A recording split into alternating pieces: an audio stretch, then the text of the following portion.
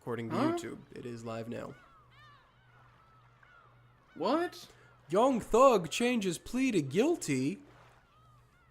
Curtains for Zusha? Case mom, red boy, coffee, open a grunt. You said that way too fast.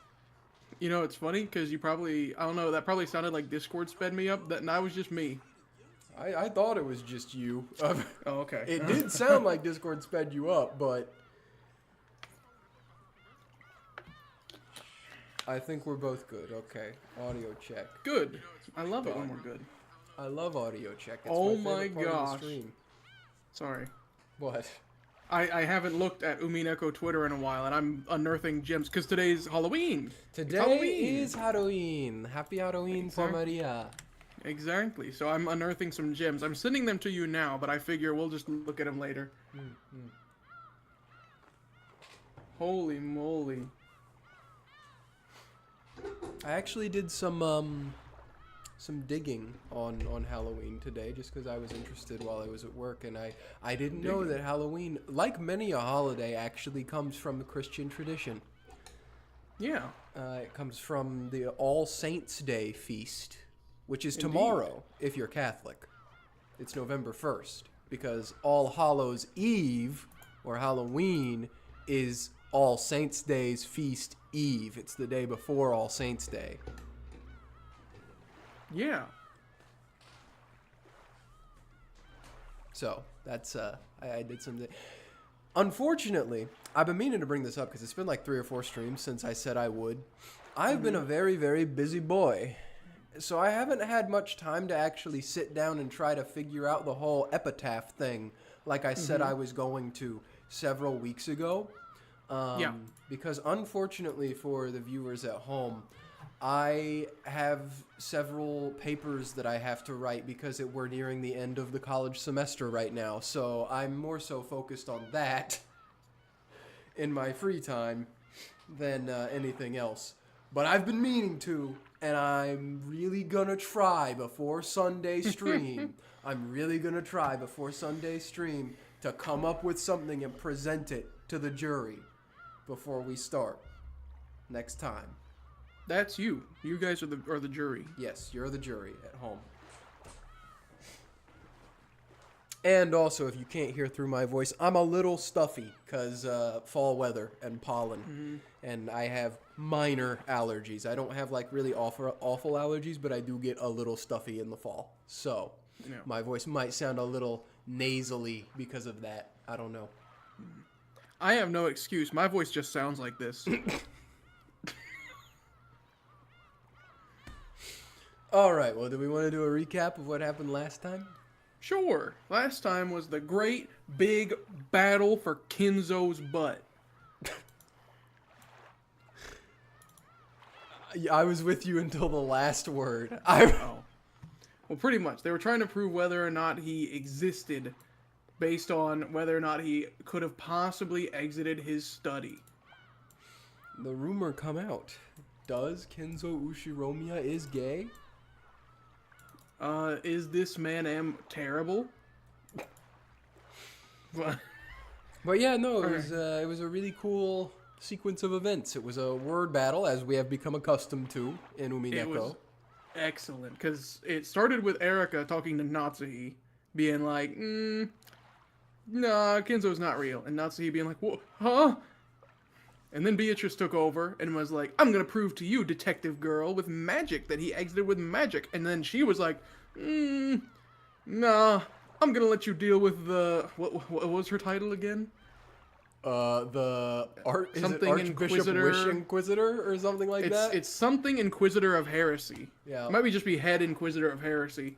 But she was like, yeah, I'm going to let you deal with her. And then we met the whole heavenly host. Yep, the heaven showed up last episode, guys. If you were wondering, because we've had basically 4.5 episodes of demons and stuff are real, but what about stuff from heaven? We don't know anything about that. Yep, it's here now too. They're also anime women.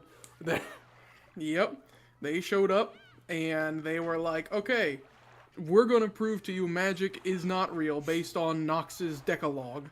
Despite the fact that we are actively here using what appears to be magic, but guess if you ask them, they'd probably be like, "What? This isn't magic, dummy." This is the power of the Lord. Yeah. Oh, what was it that Dlanor said last time? She said something like, "It's an affront and blasphemy to God, and I will not allow it to exist," or something. It was something like to that. the effect of like, by the authority of God, I will not allow it to exist. And it was like, oh my gosh.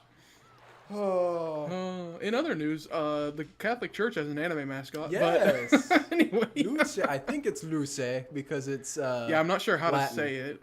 but Yeah. I've seen. Is it that or is it posting- Che? I don't know. Che. It's probably Che. You're probably right. It's probably Luce. Because people were making memes of it, comparing it to the Mussolini thing. But anyways, because he was called Duce. But But yeah, I only she's bring that a up. Cute little character. And so is Luce. No, we got to meet Dlanor A. Knox and her subordinates, Gertrude and Cornelia. Yeah, her very, very almost robotic subordinates.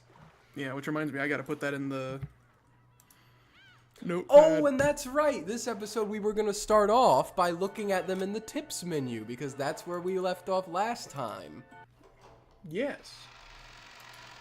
Let's go ahead and actually get in there. Shoot, I gotta, hold on. Well, no, you're fine, I just gotta, okay, never mind, we're good. Okay. And I noticed that also these ones also have next pages, which I talked about with Furudo Erika. So, I don't remember. Did we look at Dlanor when she first showed up 2 episodes ago? I think we did. Yeah, because Yes, we learned about her because, yeah, father. I remember about the father thing and the excuse for her being small, which is that she stopped growing when she killed her dad. Yep. Okay. Patricide will do it to you. Yep. Have you killed your father? No, I'm kidding. You wouldn't know, would you? Gertrude, Knox. a member of the Einsern Jungfrau, the 7th District Repentance Enforcement Agency of the Great Court of Heaven. If I would have known that so much bureaucracy went into heaven and hell, like, I would have stayed out. She's a high-level assistant inquisitor and a first-class minister. As an assistant inquisitor of heresy, she is tasked with aiding during interrogations and hearings. Because most missions end up as executions, she is usually assigned the job of using barriers to block the target's means of escape. When it comes to fulfilling her missions, she is calm, flawless, expressionless, and emotionless. However, most of the time, she is quite compassionate and is loved by many of her juniors. She has already passed her exam to become a full inquisitor and was offered a vacant position in a different district, but she refused. She waits for a reassignment under Dlanor, to whom she owes a great debt, and continues to serve alongside her as an assistant. Therefore, though she is an assistant, she is treated as an inquisitor. 3rd class archbishop. Yeah. Okay, give me the other one. That froze my game. Clicking it again froze my game. What the heck? Do I? Okay. There, it's a randomizer. Yeah, it doesn't. Sometimes it doesn't like to switch, guys. It's shy. Cornelia, a member of the Einsern Jungfrau, a 7th District Repentance Enforcement. The 7th District. Oh my goodness. The 7th District Repentance Enforcement Agency of the Great Court of Heaven. An assistant inquisitor and a 3rd-class minister. She has obtained high grades in academic exercises, but this is her first time on the job. Oh, she's a rookie. She possesses a strong sense of justice and is currently cramming for exams to become an inquisitor of heresy like Dlanor. I feel you, Cornelia. Her current goal is to become more like the veteran assistant Gertrude. She normally has a zealous personality. However, she imitates Gertrude and tries to be emotionless. Dang. She's too innocent and pure to be involved in heresy hearings, and she doesn't yet know anything about dirty jobs and the dark side of this profession. Gertrude intentionally selected her for this mission, which reeks of a plot within the Senate. There's the Senate again. She wants Cornelia to see for herself whether she's really suited to this kind of work. You know, honestly, I thought we were gonna learn more about the Senate than we have by now, but we haven't. Nope. It just is the Senate and exists in the background. Listen, this isn't called Senate when they cry. It's... This is about the sea cats, brother. Okay. Sorry. I can. Yeah, that's them. Kinke. That's how they say that, by the way. When they start out their, what's that first line they always say? Like, allow me to speak? Please allow me to speak. Yeah. Kinke. Huh. That's how they say it in Japanese. And so that, unless something's going to appear here, finishes our line of Bernkastel connection pieces. Yeah. I love Battler and Lambda just down there cheesing. They got their own spots. Don't worry about them. I love how they're smiling so much. They're happy. Yeah. And then all the witches side or the Burnk side are not happy. This is what it's like. This is what it's like. I feel like these three have the exact same expression on their face. Okay, not her. Cornelia. But it won't give me Cornelia. There she is. Anyways. Possibly. Imagine what the old sprites look like. Me just completely tearing 7th mod out of my Umineko's brain so that we can see the old sprites for 2 seconds. Yeah. Lobotomizing my Umineko. That's what Umineko is. A great, big, lovely lobotomy. Alright, you ready? Well, I think there's still a little bit of context, I think, if we're backing up. So, after all was said and done, Oh, yeah. and Battler beat them. Straight up beat them. Usually it's not that easy for him. No. So it came as quite a shock when he did just win for once. Yep. Which I'm also still like, the game has conditioned me and I'm gonna wait till the end of the episode for anything to truly be like, no, this was disproven or something. I'm waiting for Lambda to like literally just save some red truth at the very end that's gonna disprove everything he said. Yep.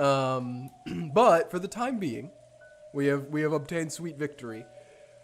For once, Battler arguing technically for magic, although also not at the same time. But he argued in such a way that it allowed the witch's side to escape the situation and not get checkmated there, basically. While also not arguing that it could have only been magic. He proved a way that Kinzo could have just done it normally. And then we got a little cute moment with Beatrice and Battler where the chessboard piece versions of them, at least, they were being cute. They were being cute with each other. Indeed, it's the thumbnail. And then, after all that happened, we wound up here, back in what I'm presuming is the Golden Land. From every time we've seen it, it's been called that, so I'm presuming that that's what it is.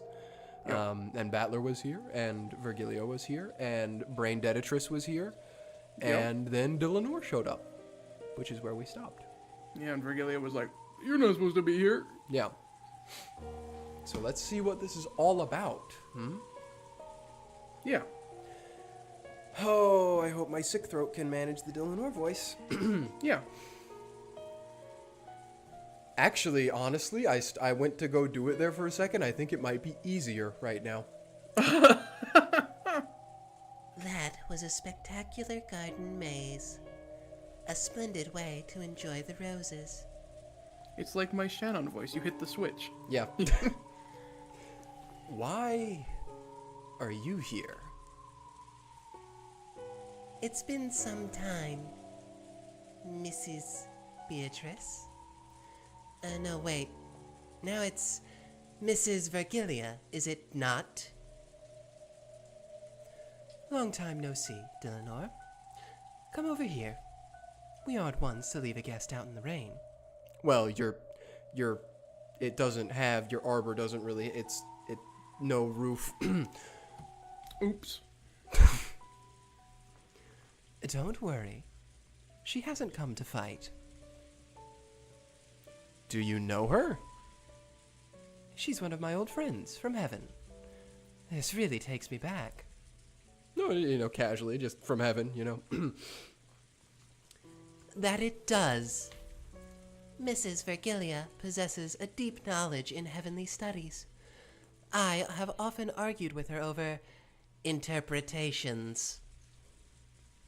Oh, My many intellectual adventures with you were quite enjoyable.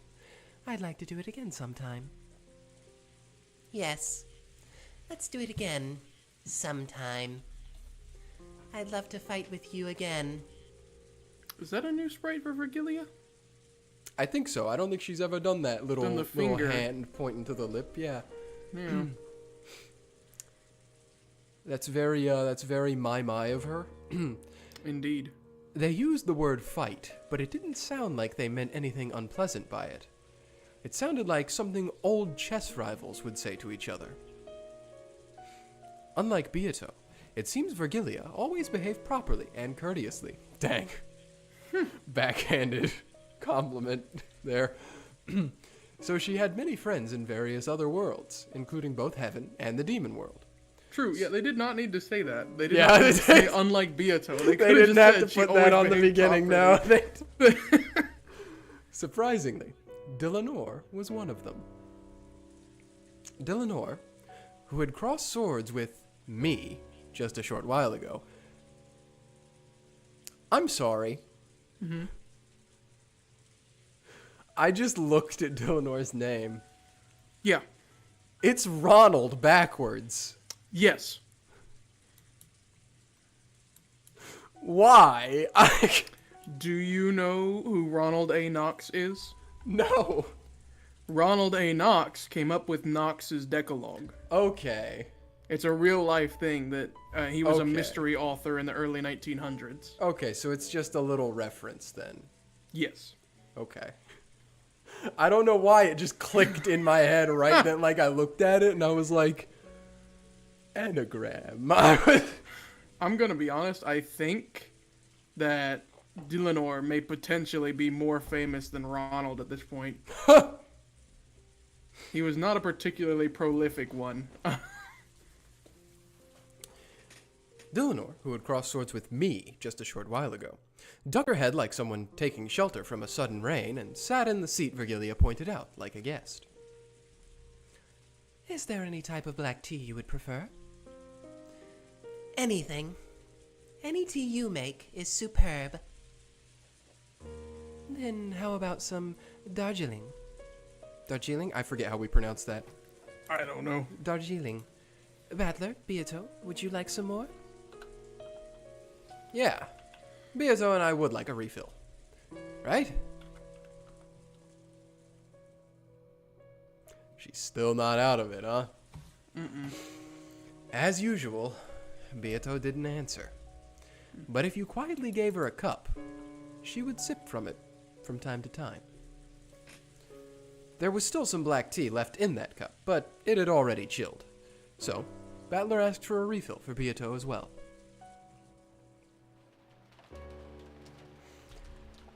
I have heard the rumors. How pitiable that Beatrice, the endless witch, famous for her cruelty, has been reduced to this. She's no longer participating in the game. Lambda Delta is the one controlling the Beato that's on the game board. I know. However, she is the original master of this world, and you are the proper guest, invited by that master. That is why I have come to pay my respects. On the game board, Beato and I met Dlanor. But those were the game pieces of those witches. They weren't Beato and me ourselves. Is that why you went out of your way to greet Battler-kun and Beato here? I see. You're as conscientious as ever. That is my way of doing things. Greetings, Mr. Battler. I am Dlanor A. Knox. We play opposing roles, but it is a pleasure to meet you. Sure. I'm Ushiromiya Battler. Pleased to meet you. Greetings, Miss Beatrice. I am Dlanor A. Knox.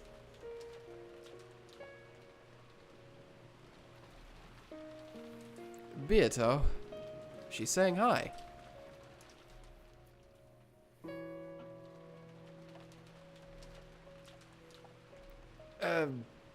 She says welcome. Thank you very much, Miss Beatrice. The witch and the Inquisitor of Heresy, whose job it was to hunt witches, greeted each other around a tea table surrounded by the aroma of black tea. It was a strange sight.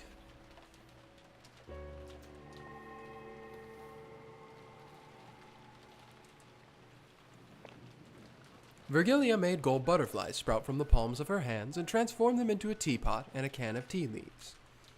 It was a very witch-like way to make tea. Of course, she actually was a witch, so that scene wasn't particularly bizarre in itself. Though, I was a bit concerned about whether Dlanor, an Inquisitor of Heresy, could watch such a spectacle. Do not worry. I am not so boorish as to complain about how my tea is served. Even though the tea's being made with magic? There is a tea set hiding in the shadows, and Mrs. Virgilia is making us tea with it in secret. We interpret or judge that it is made with magic, and it is written as such in the tale. That interpretation is allowed by Knox's ninth. Oh my. I do believe the interpretation of the ninth is such a delicate problem that it's viewed as a taboo, even in the Great Court. Even though it's just a personal opinion, if it became known that the head Inquisitor of Heresy said such a thing, you might be sacked. No matter what interpretation I record it with, there are no lies in the taste of your tea. Therefore, I do not worry about how it was prepared.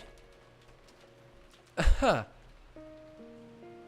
Though she looked cold, she was a surprisingly tactful person. If Dlanor were to deny that the black tea had been prepared with magic, this magic would surely be crushed in an instant.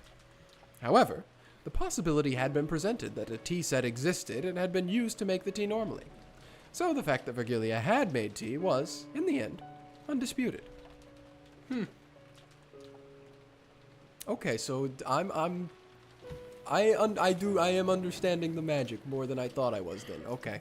Well, it's especially funny because Knox's ninth is, and I quote, "The stupid friend of the detective, the Watson, must not conceal any thoughts which pass through his mind," followed by, "His intelligence must be slightly, but very slightly, below that of the average reader." So they're essentially saying, Battler, you're seeing it done with magic, so it has to be. Dang. The rest of us don't see the magic. Poor Battler. That's crazy. I guess I should leave this pulled up just in Notice case. how they didn't explain what Knox's ninth was. Yes, they just Battler. said Knox's ninth. Maybe I should have kept it a secret and just a little Easter egg for anybody at home. Dang. Magic that hides the result in darkness is evil. I will not permit it. However, magic that enshrouds the process is not necessarily evil. My foe is evil itself, not magic. I see. The important thing is that you're being served some tea, so it's just common courtesy to avoid complaining about how it was made. That's right. When someone makes tea for you, it's common courtesy to be grateful. There's nothing elegant about pushing your way into the kitchen and criticizing how they brew it. Did you know, Levi? There's still yet one more character for us to meet that's probably more powerful than everyone we've met so far. I didn't know, but I wouldn't have been surprised once it happened. I just wanted to mention that. Is Actually, it might be more God? than Is it that. Yes. No. You'll see. Oh. I think. You don't invite your guests into the kitchen, and when you set the table, you should adorn it beautifully in the spirit of hospitality. Here you go. Careful, it's hot. Thank you. I would like some sugar and milk. You still can't drink it straight. I'm a kid. That I don't know what that did to my throat. my body fighting to reject the phrase "I'm a kid." I'm a kid. True. It must be sweet. So then, Is magic a gentle lie? The word lie makes it sound bad. The word embellishment is probably more fitting. When giving a child a candy, you can take a crumpled up one out of your pocket, or you can use some clever sleight of hand to take the candy out. The impression given by each method varies greatly. Well, yeah, it'd look cooler if you took it out with a little magic trick. Wrong. There is meaning in the fact that the result, giving them candy, has been adorned to be even more beautiful and fun. Think of when you give Maria-chan a candy. There's a huge difference between taking it out of your pocket to give it to her and slipping it into her pocket and saying a fairy gave it to her for being such a good girl. In my opinion, it would be boorish to then question everyone about their alibis and pinpoint who it was that slipped it into her pocket. The important thing is the result, that the girl received the candy and rejoiced. And it is significant that it was embellished in a way that made her rejoice. That's surprising. When you showed up, I got the feeling you'd deny anything that went by the name of magic. That is how I act in my capacity as an Inquisitor of Heresy. It is my job. However, when I am away from my job, I don't enjoy being quite so cold-hearted. So, you set your personal feelings aside when on duty. You do it well. As an Inquisitor of Heresy, hunting witches is my job. However, I personally find witches pitiable. Despite this, I carry out judgment mercilessly as an Inquisitor. In the end, that doesn't change the fact that I sentence witches to death. In the end, my pity is nothing more than a useless embellishment. Whether I have it or not, nothing changes. So it would be better if I didn't. That's not true. Even if the ends are the same, what's in your heart makes a big difference. Your mother's cookies are clearly more delicious than those made by a good pastry shop. That's because you know they were made with heart. That's right. Even if the result looks the same. Whether or not there's warmth behind the feelings of whoever gave it to you makes a big difference. Is that so? Whether I have a heart or not is completely meaningless. Dlanor's gaze fell to her cup, a little sadly. That's not true.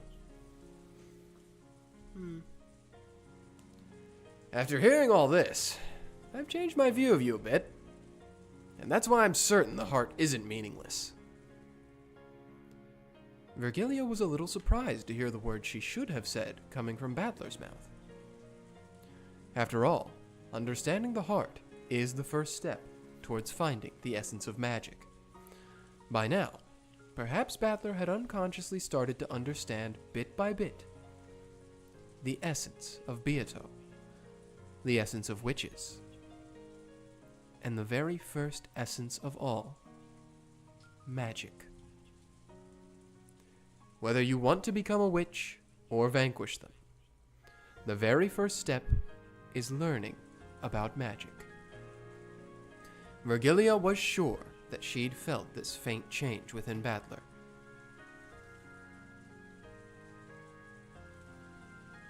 As for that last fight, thank you very much. I am grateful for the mercy you showed me at the very end. That me wasn't me. Lambda Delta was controlling him. I joined in on the 5th game partway through. I still haven't participated at this point in time. So until I do join it, the peace me is probably being controlled by Bernkastel or Lambda Delta. Just what kind of whim's guiding them? Trying to make it look all cool. They made me look like some kind of knight coming to save Beato. Lady Lambda Delta wants both witches and humans to be in balance, resulting in a draw. With Erika's appearance, the scales tipped strongly in the favor of the human side. So she manipulated the tale in a way that supports Beato. I am aware of that. However, pieces cannot do things that are impossible for them, and they specialize in actions appropriate to their original personality. Therefore, that was certainly something that that battler, was capable of. That is why I am grateful to you. It feels a bit weird to be praised when I didn't actually do anything. After the game continues a bit more, I'll probably regain control of my piece. Not sure I'll be able to go easy on you then. It's the same with me. The next time we cross swords, I won't hold back. Bring it on. I'll be your opponent. Come at me with all you've got. I promise. With everything I've got. Dlanor, huh? I thought she was an emotionless killer doll without a heart. But maybe she actually is pretty approachable. Though, of course, neither of us will show any mercy when fighting on the game board. For a while, we gazed at the rain-drenched rose garden as we quietly enjoyed our tea.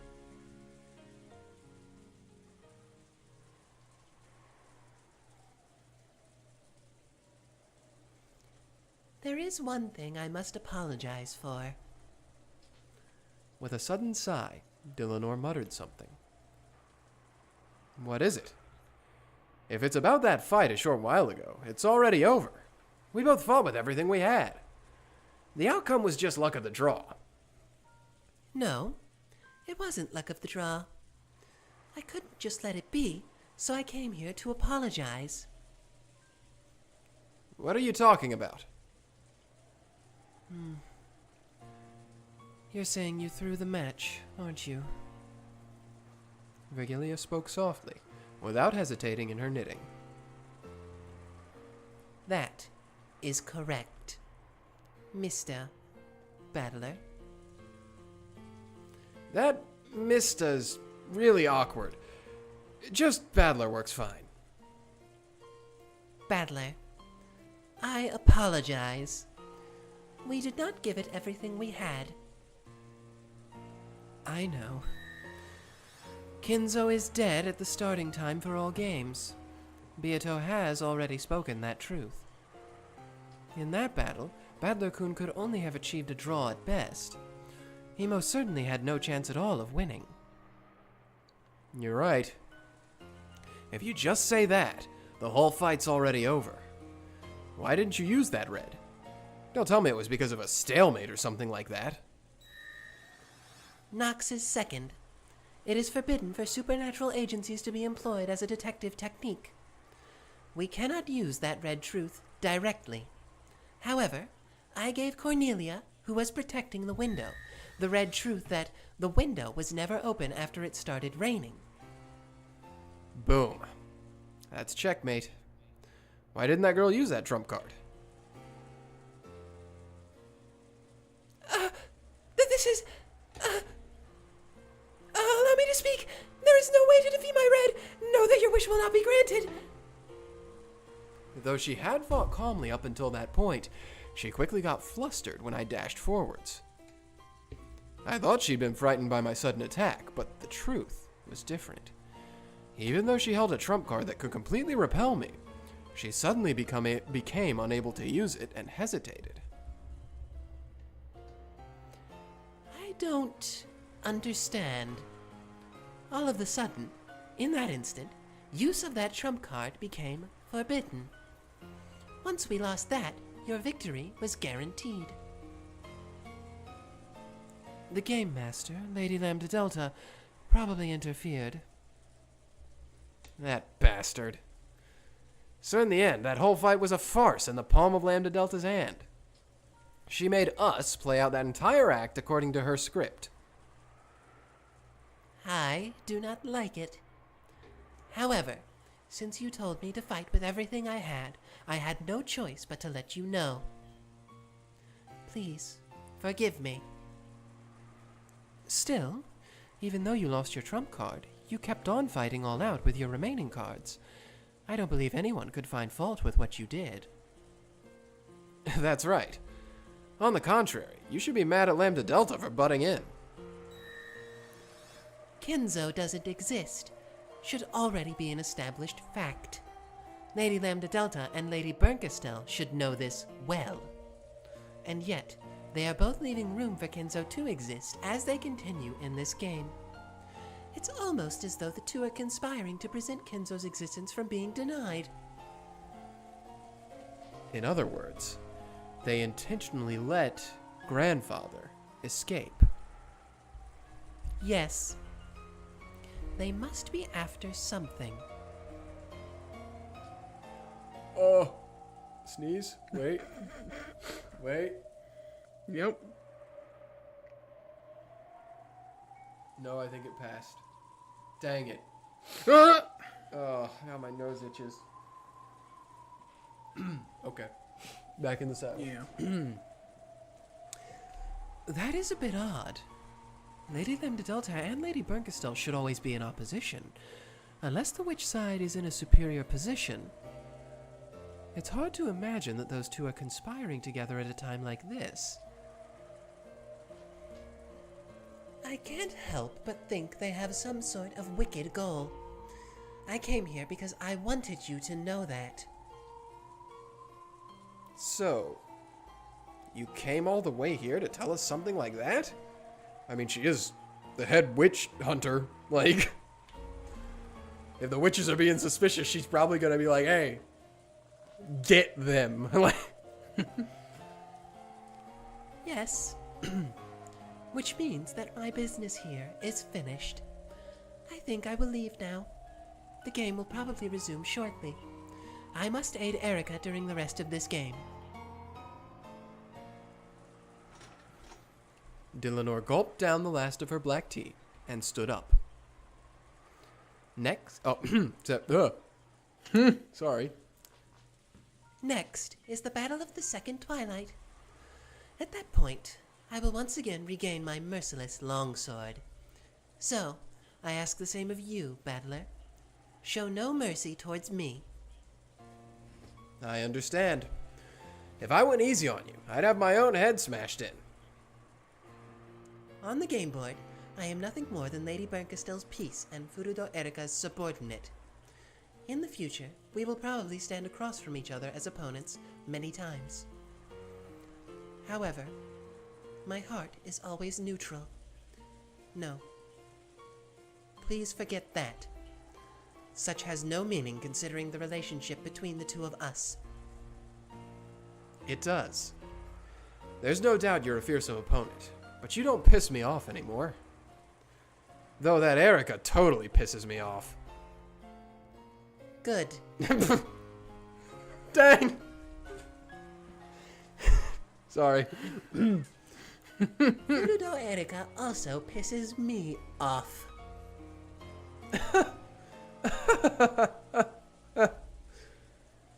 Dlanor's expression finally softened slightly.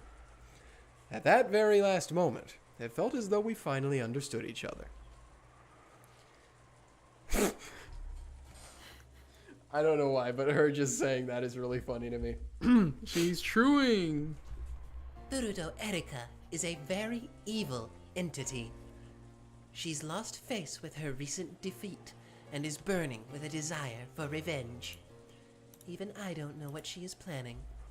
However, it can't be anything good. Please take care. Just knowing she's Bernkastel's piece tells me I can't let my guard down. Dlanor nodded as though satisfied, left the overhang of the arbor, and walked out into the rain. To think I'd serve as a subordinate to such evil. Why was I called to this world? Dlanor let out a small sigh. Pieces can do nothing except fulfill the function they have been given, and that function is given to them by the one who controls them. she probably can't disobey her own player, Bernkastel. Lady Bernkastel may be the one who called you here. However, the one who let you into this world is Beato. If this child didn't wish it, you would never have been able to make it through the garden maze and arrive here. Right, Beato?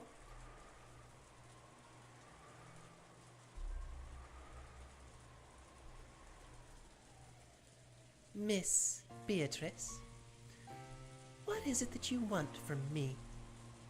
I do hope I can help you in some way, though I may be a subordinate of evil. She spoke to Beato, but of course, there was no response. After bowing once more in thanks for the black tea, Dlanor disappeared off into the rainy rose garden. Ugh. Stuffy nose. So, no one can reach this golden land if Beato doesn't want them to? Yes, this child is the one who called Dlanor here. Interesting implications for what happened with Anja in episode 4.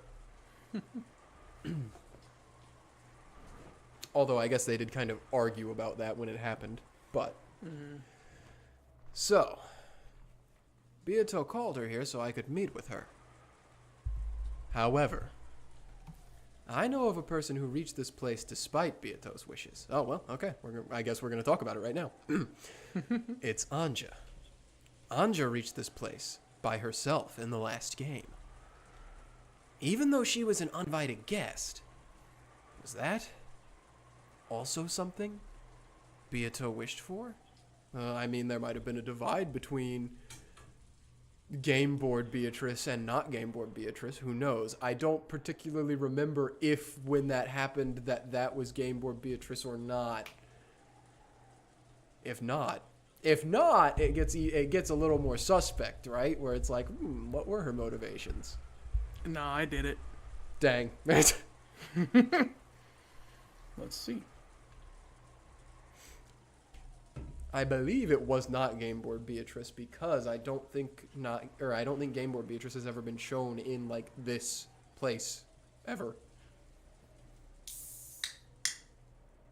Yes, it was not Game Board Beatrice because that whole thing with Anja happened after she poofed Battler out of reality and then came back here because she was like, I don't want to play this game anymore. And she was here with Maria. Actually, Anja's first appearance was after the end of episode 3. Oh, no, I'm talking about Beatrice. Oh. Yeah, no.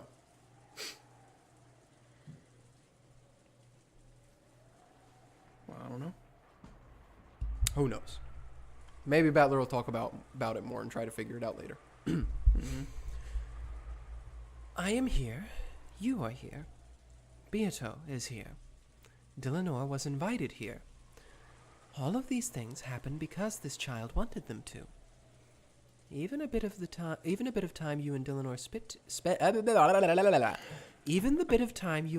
spent together drinking tea. Beato, what was I supposed to learn from her? Does it have something to do with finding your heart and letting you rest in peace? Dlanor Ronald A. Knox. Now every time I see her name, I'm just going to think Ronald. Ron. The natural enemy of witches. An inquisitor of heresy. A vanguard of mystery who denies fantasy. Is she here to help? By gouging out your heart and choking the life out of you?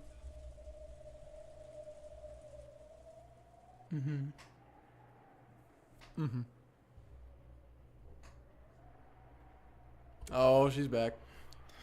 Yay! Please stand on one leg.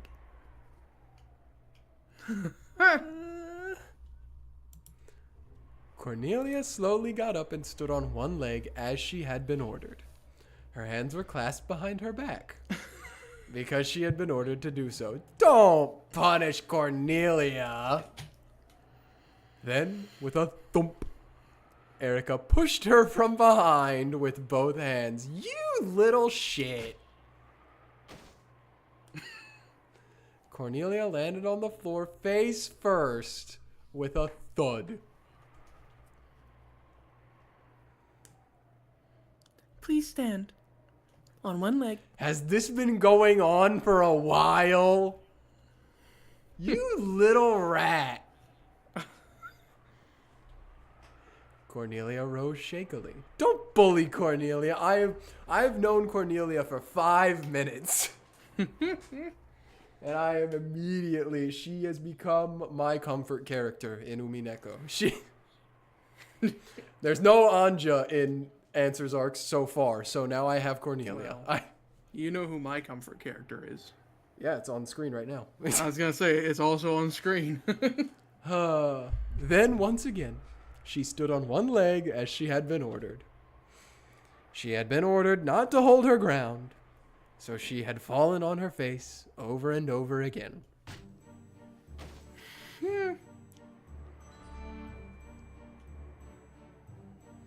She had barely managed to protect her nose, but after smashing against the floor so many times, her face was bright red. She wasn't shedding any tears. No, she couldn't shed them, because she was forbidden to do even that. Please stand on one leg.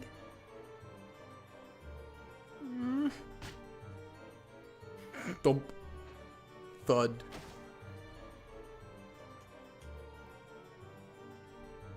Please stand on one leg.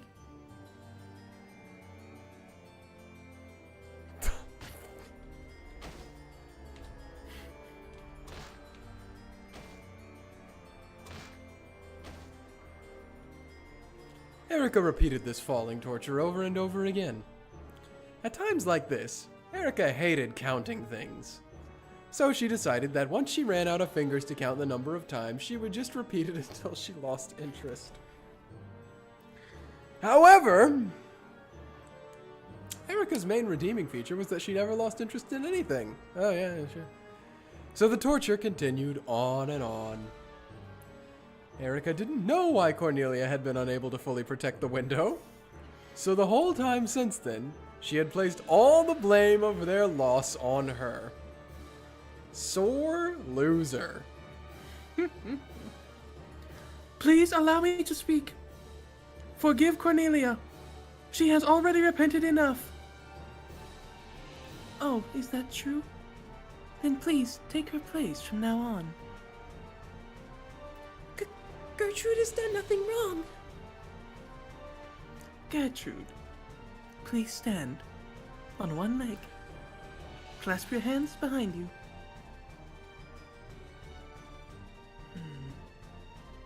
Gertrude followed the order and clasped her hands behind her back, standing on one leg.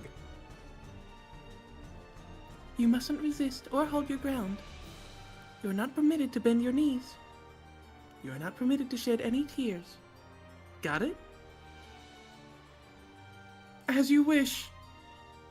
Gertrude. Erika made a show of walking behind Gertrude. She even enjoyed making her wonder when she'd push. At that time, Gertrude and Cornelia burst with a bright light and disappeared, because Dlanor, who must have returned at some point, had sent them back to the heavens for the time being. Erika, who'd had her fun spoiled, gave Dlanor an openly malicious look. Miss Erika, I will bear the punishment for all my subordinates' faults as their superior. I ask that you let them go. No, thank you. Punishment only works because it causes pain. There's nothing interesting about an unfeeling doll girl that I can't leave a single injury on. Erika slowly grabbed hold of the back of Dlanor's hair, tugging unrelentingly.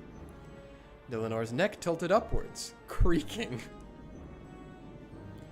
You may not cause a physical injury, but you do injure. As if you had a heart that could get injured. You lowly witch-hunting murder doll. You trying to talk back to me? Me, the envoy and double of the great Lady Barncastel? No. I got scolded by Lady Barncastel because you guys are useless. Never fell so lamely again. Understand? The hair she had grabbed was stretched back as far as it would go, along with more creaking. This didn't cause Dlanor any physical pain, but she could clearly feel Erika's ill will. My apologies. Forgive me. Filth. With a sound like a bowstring being cut, several of Dlanor's hairs were pulled out.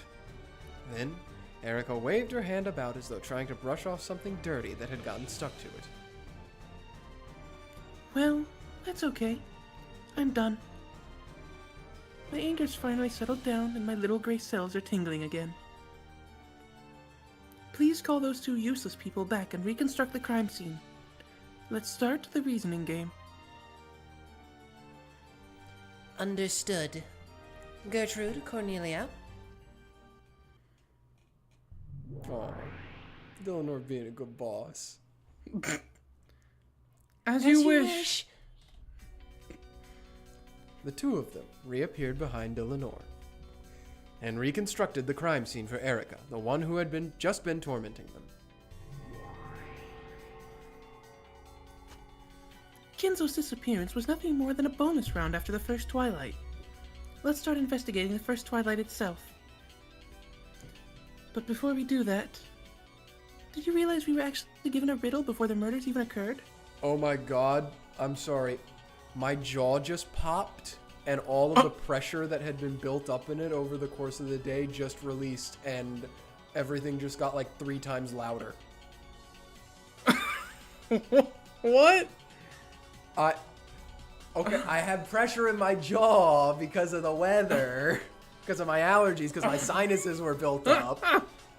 And I don't know what just happened, but apparently my sinuses have been like clearing up or something, because it just popped, and now I can hear a lot better. Okay. Oh, I was totally with you, and then the hearing surprised me. I don't know. Everything sounds so clear now. Yeah? Like me when I put on my glasses. Yeah. I can hear better. Yep. Excuse me. Yeah, you're excused. Yes. Thank you. The letter with the mark of the one-winged eagle, which appeared at 2400 last night along with a knock by some person. That's right. The tale creates the illusion that the events of that instant would be impossible for any human, making it seem like an unknown witch exists. Let's start by crushing the illusion of the witch. We'll first check the situation in the dining hall last night when the letter was delivered. Understood. Gertrude, Cornelia, reconstruct last night's family conference in the dining hall. As you wish. As you wish. The family conference last night was held with the adult relatives and Badler. And partway through, the servants had arrived to serve tea. Let's check everyone's location at the instant the letter arrived. How did that go again? Please allow me to speak. Before the family conference, Erika, George, Jessica, Maria, Nanjo, Goda, and Kumasawa left the mansion and moved to the guest house. Please allow me to speak. Of those who remain, only Kraus, Natsuhi, and Genji were in the second-floor corridor, while all others were in the dining hall. This ain't the dining hall, this is the parlor. Because the family conference was proceeding and the mansion was completely locked, all other humans were unable to enter the mansion. That means there was no one inside the mansion who could have knocked and placed the letter there, right? Yes. The witch side will probably claim that the one who did this was the witch who wrote the letter, Beatrice. Ridiculous. A stupid trick. There's no guarantee that the letter was placed there at exactly 2400. It's only sensible to consider that it might have been placed there earlier. Organ's going hard right now. Yeah, this is Totem Bloom. Just a few minutes before the letter was discovered, Shannon and Canon came in to serve tea. I don't know why, but all caps T is just really funny looking to me. Mm-hmm. When they entered, multiple witnesses confirmed that there was nothing suspicious like a letter in the hallway. Maybe one of those, not in the parlor, Kraus, Natsuhiro, Genji, simply saw their chance right after that and placed the letter there. No, wait, it should be possible for the people who supposedly went to the guest house, too. We heard that the mansion was locked and that no one outside could get in, but if someone pretended to have gone to the guest house and instead hid in the mansion, it would have been perfectly possible for them to place the letter there. Allow me to speak! Blue truth valid! Sorry, I jumped the gun a little bit on that one. In that case, the problem is the knock. Unlike the letter, someone would have to exist there at the instant of the knock. I forgot that we never learned. Did we never learn who knocked on the door? Mm-mm. That's right, because didn't they open the door and the letter was just there? Yeah. Yeah. Shouldn't have hesitated. Should have opened it sooner. Just put windows in your doors, people. No. Yeah. I see. So this is the so-called proof that a person who shouldn't be there, a witch, existed? This is just so ridiculous. Do they think I, Furudo Erika, would surrender to something like that? Well, you surrendered earlier to a supposedly unbeatable. Shut up! Shut up! Shut up! Maybe if you just remember the stipulations that Bernkastel gave you at the beginning of the game. Mark. Yeah. First off, we can doubt whether the knock was even something hitting the door to the dining hall at all. For example, there may be a certain pillar on the second floor which, because of how the mansion's constructed, makes a noise when struck that gets transmitted down the pillar and that sounds just like a knock on the door to the people in the dining hall. Okay, Battler. Or they could have misheard some random sound to be a knock, and they all misconstrued it in the same way. Or the recorded sound of a knock could have been stealthily replayed from a tape, which might have been carefully set up to go off at exactly that time. That one's more believable. Either way, I can think of many ways to make them hear a knock, even if no one was on the other side of the door. How is that, my master? How is my reasoning? She's so eager to please. That's what she says. So, what do you think? Hit her with the red, Lambda. Well, it looks like your cute piece gave it her all, thinking up these blue truths. So I guess I'll be nice and give out a few red. Yeah, yeah. Also, to Frality in chat, there's two of us here. Thank you. Yeah. Use plural. Oh, yes, that's still me. I guess I'll start with the letter. We have both the knock made when the bell of the large clock rang out, 2400, and the letter sitting there in an envelope bearing the one-winged eagle crest when the door was opened. It's so obvious to suspect that the people who weren't in the parlor secretly placed the letter there, right? Kraus, Natsuhi, and Genji did not even touch that letter! Vine boom sound effect. True. Oh. Then, when Shannon and Canon came in to serve tea, who was the last human to enter the dining hall? Let's say it was Canon. Wouldn't it be easy if Canon, the last person in, secretly dropped the letter when he closed the door? Not a single person in the dining hall. No, there's a simpler way to say it. Among all those inside the mansion at 2400, not a single person placed that letter in the corridor. So, you can't say that no one touched it. Obviously, they touched it when they picked it up. Of course I couldn't say that none of them touched it. I see. Then let's interpret it this way. Someone who existed outside of the mansion at 2400 placed a letter somewhere other than the hallway beforehand. Then, it was moved by some means and ended up placed in the hallway. That smug grin. Just as an example, let's say it was stuck to the bottom of the serving cart the servants were pushing. It was simply glued there in a way that would make it come unstuck after a certain amount of time. When it eventually fell off, it became the letter left behind by a witch who shouldn't have existed. In other words, this is a classic trick, where the true sender gives themselves an alibi by making the letter appear at a different time. Shannon forgetting that she left something in the kitchen, taking the cart back and dropping the letter underneath a counter never to be found. Oh, allow me to speak! Blue truth valid! I forgot that was me. In other words, the fact that it landed just outside the dining hall door was just the culprit's good luck. At worst, it might have happened in the kitchen, the corridor, or even inside the dining hall. Oh, good though. If it had happened inside the dining hall, that would have been even more wonderful. Within everyone's sight, a letter would suddenly appear on the floor. And that wouldn't even violate a red truth saying no one in the closed room of the dining hall touched the letter unexpectedly. That's some pretty, clean glue if no residue was left behind when the letter fell. Tape. Yeah, it could have been tape, true. Well done. If the letter was stuck to the bottom of the serving cart, then anyone could be the culprit. That might work okay regarding the letter. However, will that same type of argument apply to the knock as well? Let's try this again, shall we? Please, go ahead. Neither Kraus nor Natsuhi nor Genji knocked. This isn't the limited meaning of them knocking on the door, okay?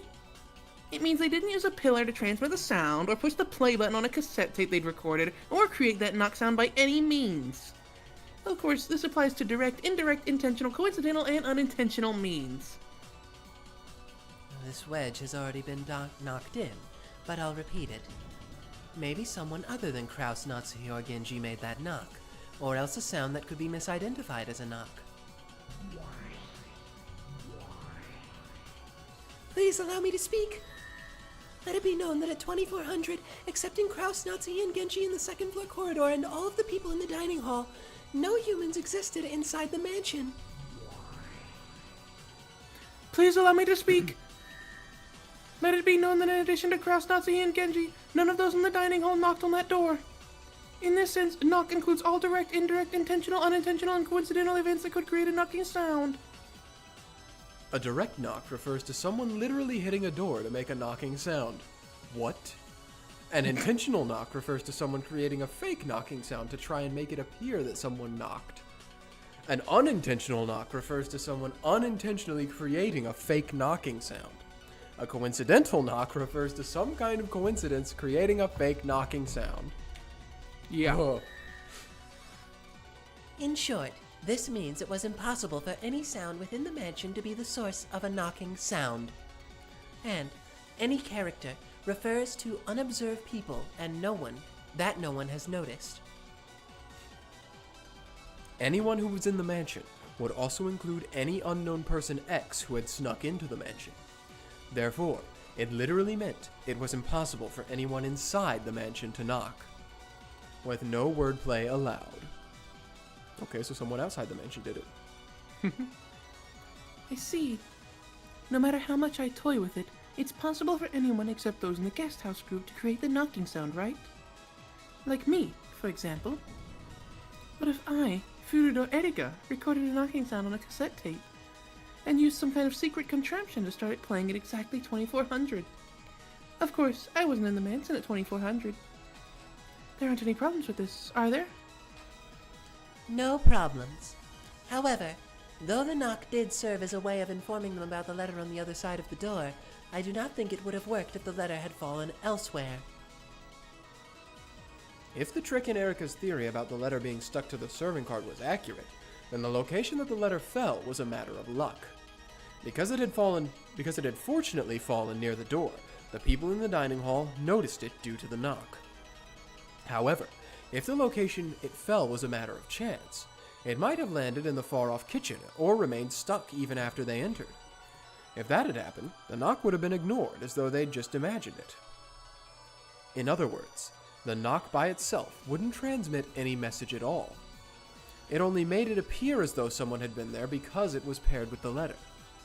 In that case, the random location of the letter fell the random location the letter fell to off the bottom of the serving cart couldn't be connected with the knock.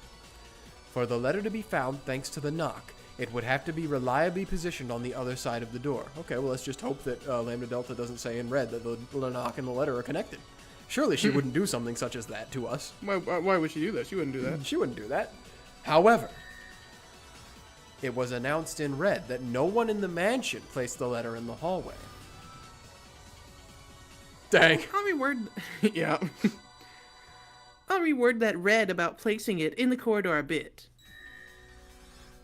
No one in the mansion placed the letter in the hallway. This includes doing so by all concepts, such as directly, indirectly, intentionally, coincidentally, and unintentionally. For example, let's assume there was a device on the serving cart that drops the letter when it stops moving. In this case, you'd think they could predict that the cart would probably stop just once when those two knocked on the door to the dining hall. And by doing so, they'd be cleverly making it so the letter drops right in front of the door. Well, isn't that also just that goes around one of the mystery rules of, like, strange scientific devices as well? Like... yeah, that's in Knox's. They can use Knox that's one of the Knoxes. Mm-hmm. But even this Strange doesn't work, letter-dropping okay? contraption. True. The action of stopping the serving cart would indirectly lead to placing the letter in the hallway. That would mean Shannon and Cannon, who were pushing the cart, had indirectly and unintentionally placed the letter there. So even this is no good. Ah, a wordplay trap. Mm-hmm. Furthermore, setting it up so that the letter peeled off with the passage of time would mean that the people pushing the serving cart had coincidentally and unintentionally placed the letter there. Of course, this is also no good! Repeat it. At 2400, only Erika, George, Jessica, Maria, Nanjo, Goda, and Kumasawa existed outside the mansion. What if someone what if someone in the dining hall didn't exist in the mansion, right at 2400? All of my atoms collectively deciding to teleport 40 feet to the right and out into the hallway? For example, what if they'd slipped out a window just before? Can't do that. Windows are taped. You mean locked? No. Tape? Yeah. Okay. With this wordplay, it might be possible to get around the red truth. Repeat it? Even though I'm nice enough to give you all this red for free? Aren't you being a bit greedy? For free? I'm not an idiot like Beato. So I won't go around saying everything my opponent tells me to repeat. I'll give you a full body massage and a bath with marshmallows and con peto sometime soon. Enough to rub your skin off. Now you've got to keep that promise. Ugh. Okay, then here's a freebie. Absolutely revolting, Lambda. I'll respond. At 2400, only Erika, George, Jessica, Maria, Nacho, Goda, and Kumasawa existed outside the mansion. You know what would have been the funniest thing they could have done right there? What? If Lambda was like, I'll only do it if you say that in red. Yeah. It has to happen. In other words, no matter how much they struggled, these 8 people, including Erika, could not have existed inside the mansion, much less in front of the door. I imagine this is going to be a classic bit where Burn Costello is then going to say, I didn't say it in red, and Lambda Delta's going to be like, no! How could you do this to me? I love you. And at the same time, no matter how much they struggled, those inside the mansion could not have existed outside the mansion. This one is tough. Well, yeah, it is. I was taking a drink, sorry. Yeah. In that case, the ladder might have been stuck to the ceiling of the hallway instead of the serving cart. The ceiling of the hallway is surprisingly high, so even if you just stuck it there out in the open, maybe no one would notice it. This way it would certainly fall in the corridor. And you could slip by the red if someone outside the mansion did this. Good though. Job me. Please allow me to speak. The letter never existed on the ceiling of the hallway. Dang. Please allow me to speak. Know that the letter never touched the serving cart. Who cares about that? Anyway, some human outside the mansion used some kind of trick to place the letter there. If you try to use that letter in the knock to argue that Beatrice exists, it definitely won't work on Fururo Erika. I could see the little motion she did when she said that. Please allow me to speak. It was impossible for anyone outside the mansion to influence anything inside the mansion after the family conference began. Specifically after the family conference began, which means that they could have set something up before the conference began. But just what? What did they do? Then someone outside the mansion set up some kind of device before the family conference. Something other than the ceiling or the serving cart. Even this level of reasoning is possible for Levi Coons. Allow me to speak. Blue truth invalid. Why? That's the only way, right?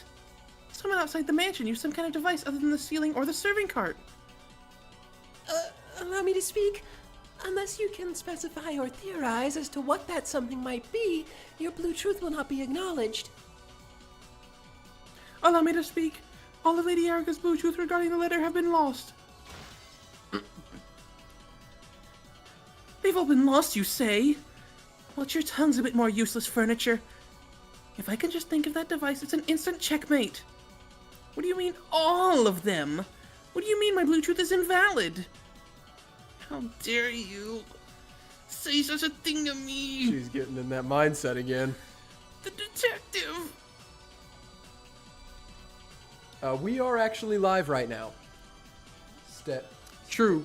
Steph John? Steph John. Yeah. This is live, This is live. It's just, I mean, it could seem like it's pre-recorded because we are basically reading a script the whole time. But every once in a while, we do interject little funnies and stuff, and we do try to talk to the chat when people are here. It's just, we have a small audience. We're not afraid to admit that. So, Erika. Erika's face twisted. Don't get it twisted. These Get words, it twisted. these words that seem to deny Erika, no, Erika's reasoning, were the worst form of torture and humiliation for her. Miss Erika, why don't we postpone the riddle of the letter for now? Your blue stake about someone outside the mansion playing it with a cassette tape is still valid. If it was possible for sound, then perhaps it wasn't impossible for a letter as well. It's a holographic projection. As Erika made to grab and pull Gertrude's hair, Dlanor stopped her with those words. That's right. My blue truth regarding the knock is still valid. It's not true that everything's been denied. My master, I will solve the riddle of the letter without fail. Please allow me to postpone that for now. However, I will definitely figure out the riddle of the knock here. I've hit you with the blue stake that someone outside the mansion set things up with a cassette tape or something to make a knock sound play. True, by the way, at Lala in chat, twist it yourself. Also, Dang! don't get it twisted. Twist it. yourself. Bop it, twist it, pull it, brother. Okay.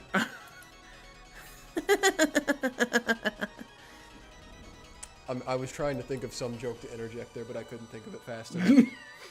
Oh no, I've got it. I call this one the Battler. No. You really are a cute kid, piece of Burns. Lots of spunk. Anyway, Erika's yelling that you forgive her because she solved one of the two riddles, even though she resigned on the other. So will you forgive her? Sure. Normally I'd never forgive my own piece for the shame of surrendering. But if you've managed to solve one of the riddles, I guess I'll let it slide for now.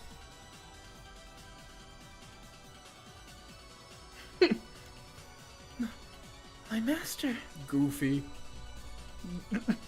When Bernkastel said she'd let it slide, Erika couldn't hide her relief. It's time to get punished, Erika-chan. Umineko really does throw me around on who I'm rooting for at any given moment.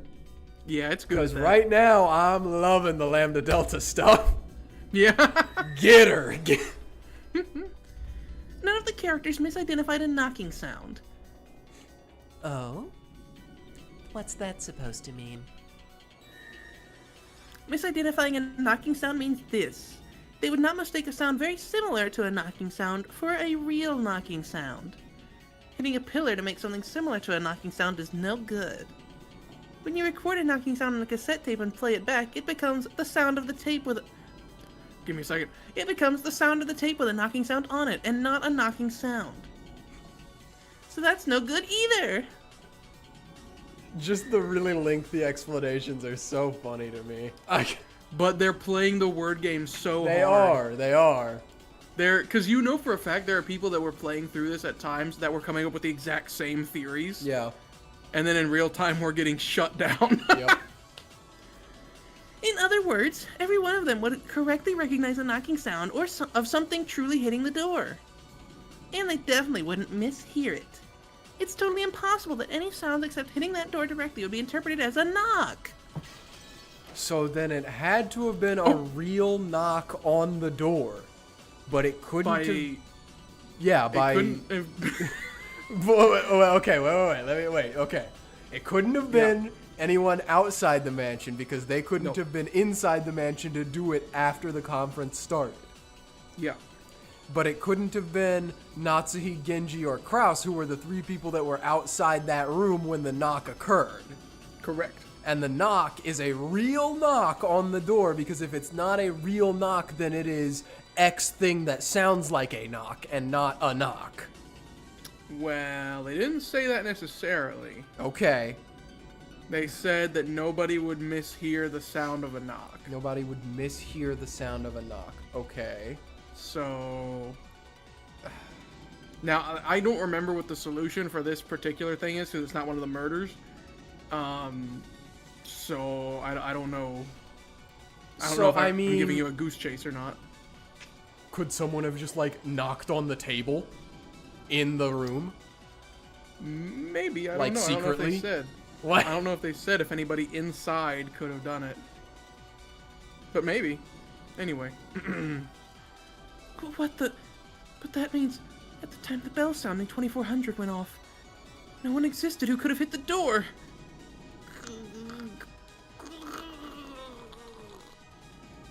Yep, they don't exist.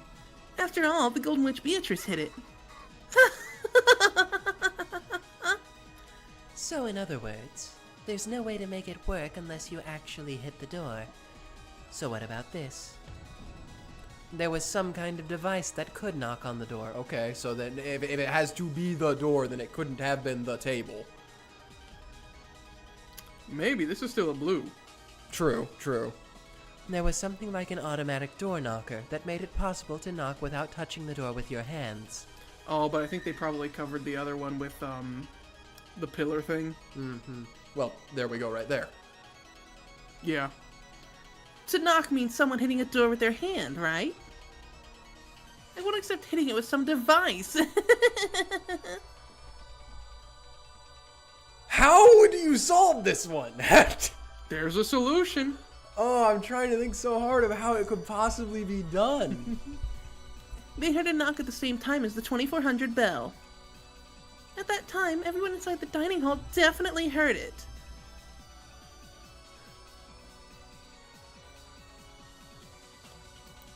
Hear me out. Yeah? Oh, I'm hearing you out, brother. Kinzo's dead at the start of every game. Yeah. A device that is holding Kinzo's severed hand and knocks on the door with his severed hand. Or simply somehow his hand on his dead body knocks on the door. Therefore, making it none of the people who were out there. Are we gonna have... is this D&D rules where a hand is... God! considered an object, not an object person? For Lala, I think you're more than welcome to throw your guesses in the ring. Yeah, no, I will advise... You'd be like you the first person to know- try. Yeah. True, you'll be our first chatter to try something. if you know the answer or if you've looked up the answer, I'm gonna ask you not to say it because that's obviously big spoilers. Please, but you're welcome to theory craft. If you're alongside us. guessing, yeah, honestly, even if you know it but you frame it like it's a guess, I'm fine with that because as then long at as you least don't just you'll outright know. say this is the answer, if you know what the Yeah, answer yeah, is, yeah. pretty much. That's the but crux of this game. now I'm looking now at the you're solution now, yeah by the now way. you got me confused. For those of you who haven't been here, Pertuset has watched all of Umineko before this. I'm the one who has not. This is my first time playing through it. So Pertuset is the one who's like he's always looking up everything because he has already seen it once before. So spoilers don't matter for him, but they do for me. So Yeah. I would appreciate. But yeah, so now you're getting me you're making me get it twisted a little bit because I'm also not sure if like the rules of it's an object applies. Don't get it twisted. to Twist that. it yourself. Remember? I'm trying to twist the chessboard around. Oh, you've only seen the anime before. We had him watch some of it, but Yeah, the anime doesn't go this far. This is Answers Arcs. no, yeah, this is answers. Ugh.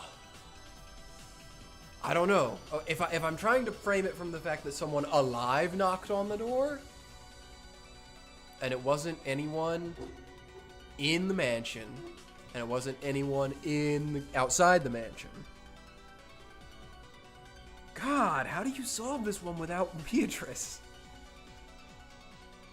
I'm not sure. I'm too stumped. Let's just continue moving for now. Okay, I'm gonna take a look real quick to see about what Lala just said in the chat to make sure. I'm pretty sure that's what this last red just covered. This was red. Yeah, but that was just a door. I don't know if they've said a different door. True. That's what I'm checking. It could have been a door. Okay, that does change things.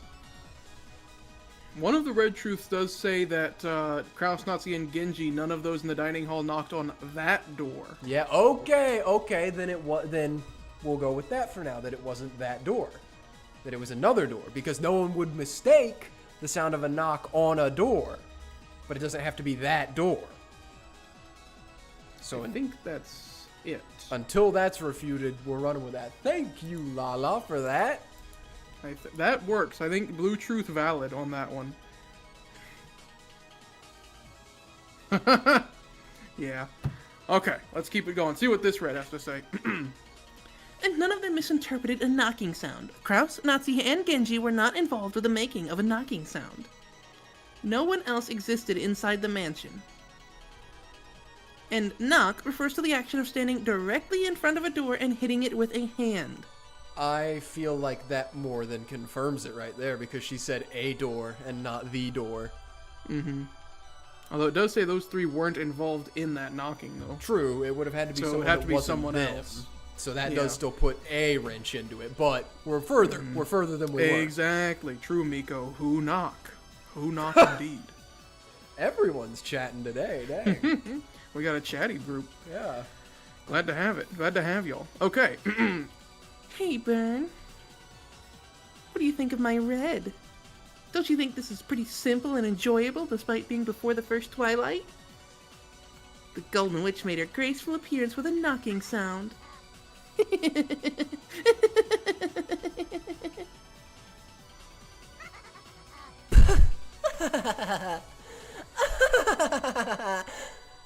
Interesting. This really is riveting, Lambda. Wouldn't have it any other way. Yes, how amusing.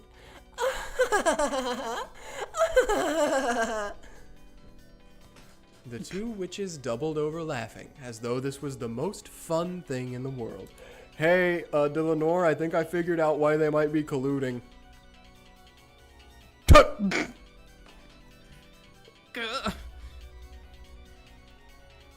My master. Don't worry. I don't know why, but for some reason, Erika's giving me, like, inside of me there are two wolves energy. Do you remember that one time we did this in person together, and you noticed that I do like the hand acting? Yeah.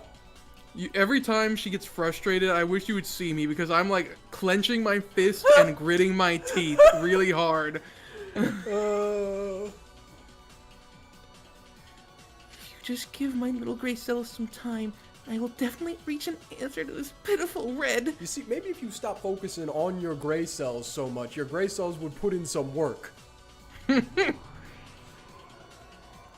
nothing but a lowly piece. Your absence wouldn't hinder my progress in this game in the slightest. If you can't think of any theories in particular, please just go back to the peace tray and gather dust or something. Useless pieces are painful even to remember. After all, Burn's pretty forgetful. If you don't try a little harder, Burn's gonna forget you, okay? You'll collect dust in that forgotten peace tray awaiting your return that'll never come. I imagine that'd be pretty harsh, don't you think? Don't worry, Lady Lambda Delta and my master. I promise that I'll keep you entertained and never let you down again. Dance, monkey, dance. True. Oh, how reassuring. I guess you're my double after all. Then make sure you really are giving it your all, in more ways than one. If you don't make an impact, I might forget all about you. Gunshi. Dang it, you did it before I could. As the two witches giggled, they continued discussing the letter and the knock. There was no room for Erika to step in. If she contented herself with that, she would literally have no place to go, and would be buried in an eternal oblivion. Erika endured this with a hideous expression, looking with shame at the back of the master who ignored her. Mommy issues. And with both fists clenched, she thought frantically in search of some kind of breakthrough. I feel like for her, this is mommy and daddy issues because she was simply created. Kind of. But I am the detective. I am Furudo Erika. I am the peace and double and servant of the great Lady Burncastel. I'll definitely make her satisfied. Satisfied? Definitely.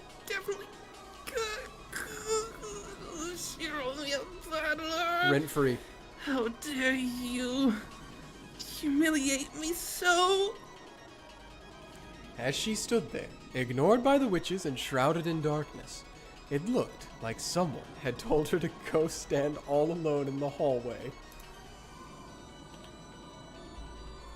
Fitting punishment for being such a brat. Be nice to the heavenly girls. They're here to help you. Go stand in the hallway and think about what you did, hair puller. she do be doing that. Well, thanks for sticking in, the real. I do know Darce, by the way. Or Darcy. I don't know how you say her name. With the crime in the early morning, we'd completely forgotten about breakfast. So we now had our first meal of the day at a time that could never be called breakfast time. Even Goto-san's wonderful meal, which had supposedly been in the works since yesterday, provided no comfort. The several empty seats quietly burdened us with a pain-filled sadness. Then, in the middle of this meal that felt like a vigil, Erika suddenly stood up. Everyone focused on her to see what was the matter. Gray matter. Her expression was somewhere between relief and insanity, as though she'd made some groundbreaking and strange discovery. Hey, what's up? Are you okay? I've got it! Did you think I wouldn't understand? Yes, I've got it. There's no way something that stupid could happen. With a hideous expression covered in a cold sweat, Erika glared and lashed out at Battler. Dang. What? What do you get? There's no way you jumped down from the third floor study. Not one of us saw you fall down and land in the courtyard.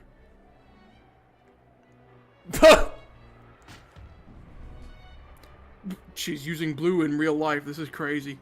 Real life.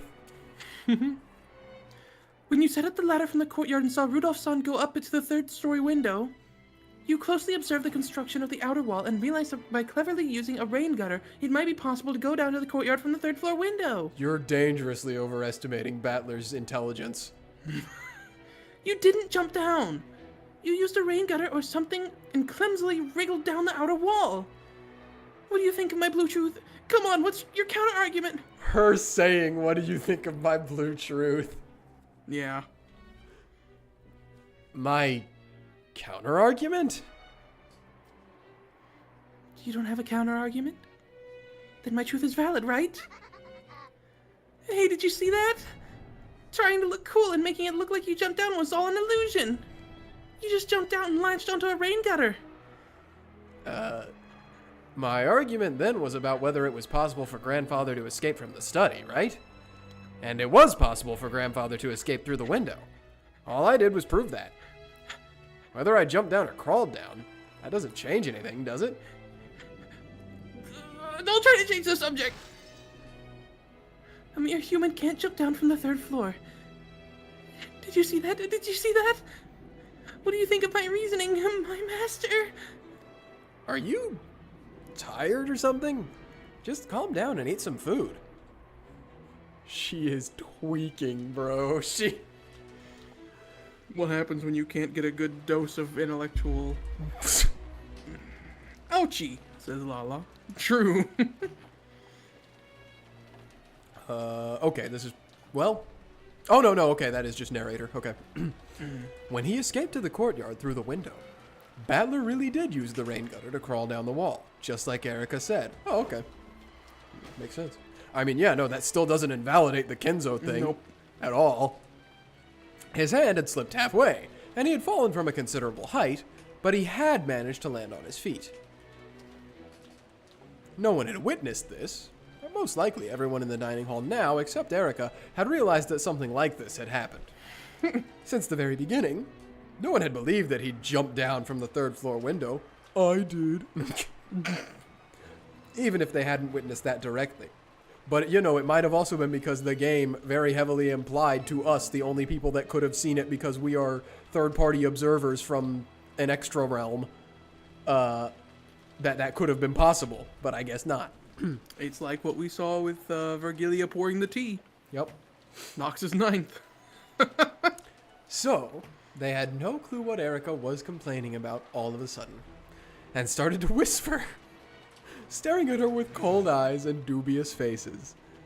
What do you think, everyone? Erika, you're scaring the True. You can't counter that, can you? You jumping down has already been denied. My truth has won. My blue truth is valid. My master, please acknowledge this. I am not incompetent or a disappointment. I will watch up to your expectations without fail, so please don't abandon me, my master. Facing someone that might have been somewhere beyond the ceiling, Erika spread her arms and yelled. I thought it would be really funny if she's just like right in front of Rudolph. And just like, Yeah. Oh, despite it probably would have had been bad for the story side of things, I do kind of wish this got animated. See, it would have been great to see. Then, as if in answer, a massive lightning bolt landed very close by. It was an incredible sound. They could even feel the earth shake. At the same time as that sound, Erika went limp and fell into her seat, like a puppet who just had all its strings cut. Uh-oh. I don't like that implication. No. Then, as the sound of wind and rain slowly filled the room once again, Erika slowly opened her eyes as though recovering from a bout of dizziness. She's loose. She's no longer restrained by Bernkastel. Yeah. She's been given up. Then, she continued eating in silence as though nothing had happened. As if she had been acting normally the whole time. Didn't Erika just stand up suddenly and yell something strange at someone? Automatically enough to make one doubt their eyes, Erika continued eating quietly as though everything was perfectly normal. When they saw how ordinary she looked, everyone convinced themselves that they were totally worn out, and that they must have just seen some illusion of Erika suddenly yelling. Oh yeah, no, it couldn't be the other way around, that she's really worn out and, like, was delusional. No, we're all delusional. So Erika's sudden transfiguration of a few seconds ago was treated as a daydream and faded out of everyone's memories. Erika quietly poked at her salad and muttered in a voice no one could hear. Thank you very much, great Lady Barncastel. I am Furudo Erika. I am my master's piece and her double. I will most certainly present you with an incredible tale. Did she get, like, factory reset by Bern? Did she? Did Bern go, bro, you're tweaking too much. I'm pressing the on-off switch. It seems like it, doesn't it? That's right. When it comes to utensils, knives and forks are pretty primitive. Chopsticks are the best. I forgot about this. Don't you think chopsticks are the easiest way to eat salad? Well, everyone? Me just nodding from the other side of the table because I'm scared. Yeah, I would be too. Just looking at my food, not trying to acknowledge her. It does seem like that was some scolding, but there's just a lot going on with Barncastel and Erika. Yep. That was one chapter, by the way. Shoo! It didn't have very many music cues, so I didn't think it was going to be very long, but it was. We had one song called In the Sun, and in parentheses it says Tea with Dlanor. Oh. Now we're on to the next chapter, which is entitled Closet. Butler-san returned to the guest house at 3 a.m. And the rest of you split up about 30 minutes later, right? Yes, that's right. Drowsiness was finally starting to catch up to us. We decided to take a short rest and then start up again. To smoke out the murderer of the first twilight, Erika closely questioned everyone involved to check their alibis and evidence. To confirm these, she went around the mansion with them, and when needed, took several trips out to the guest house through all the rain. Her vitality was impressive. You know, I had kind of forgotten who all had died in the first twilight until just now when I thought about it for a minute. Yeah. Though she was an uninvited guest, everyone had long since stopped feeling anything strange about the way she played the detective.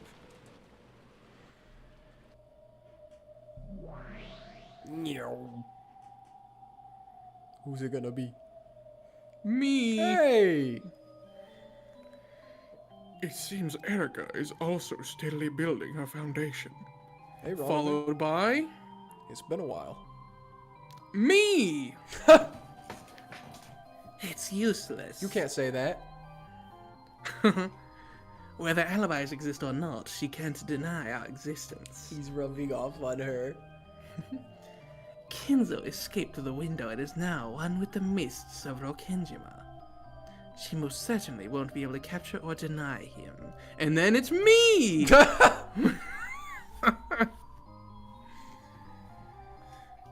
When all said and done, perhaps you could say he's escaped to the underside of the chessboard.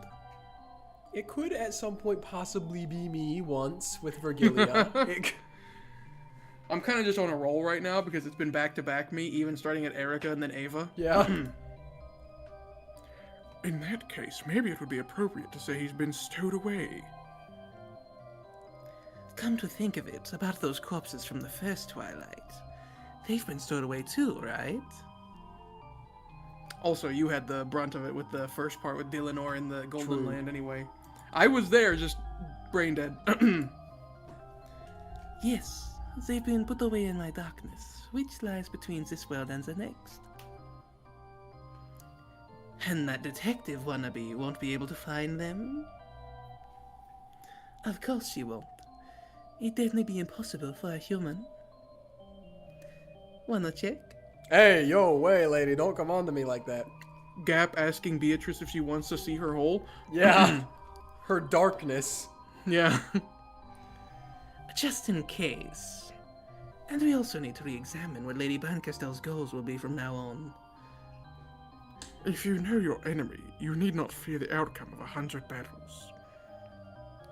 If you know the truth, you can win 100 battles without fighting. My. It's been a while since we got a poo-coo-coo. True. Gop opened up a large hole in the sky and had it swallow all of them up. She invited Beato and Ronove to the gap between worlds where she had hidden the corpses. That place was nowhere in this world, and existed at no time of this world. In other words, it truly and literally was a place not of this world. In this place, questions such as, where is this, and what time is it, have no meaning. Every single place led to here, but no place could be reached from here. Whoa. Furthermore, all times connected to this place, but no time could be passed from here. So it's like space before time existed. It's space without time. In short, this place was just what they had said it was. The underside of the chessboard. Oh, that's a good analogy for it. Is there like a big piece of gum somewhere?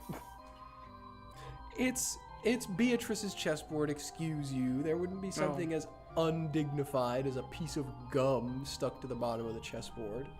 Are there some like tea droppings somewhere? I was gonna say there's a tea stain. Yeah.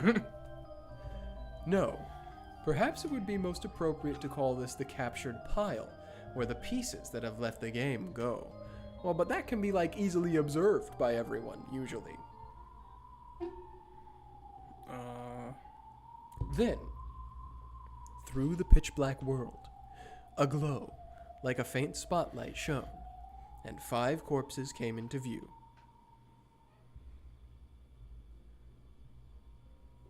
The 5 pitiful corpses, with their necks sliced open, had been arranged neatly. OMG, Jessica, hi! Their eyelids were shut, and their hands joined. Apparently, even Gop had respect for the dead.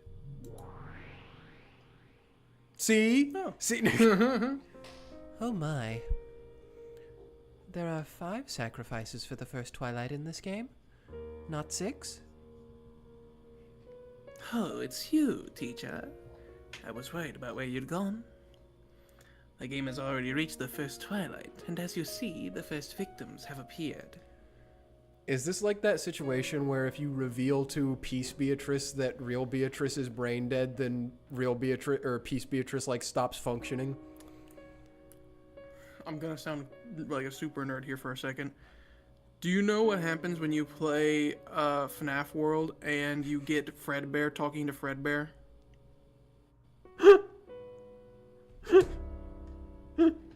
That's No. pretty much what would happen. I That's pretty don't much know. what would You happen. gotta explain it to me more. No, I in depth, 'cause can't. I don't can't. know. You're gonna have to watch that. You're gonna have to Okay. look that up. That's a whole Okay. ending. That's a I'm whole not ending going for to. FNAF I'm not World. gonna do it. It doesn't work. It doesn't work out well. Okay. That Okay. is the answer. It's Okay. Yep. Okay. Or here's another one. Are you familiar with JoJo's Bizarre Adventure Part 7?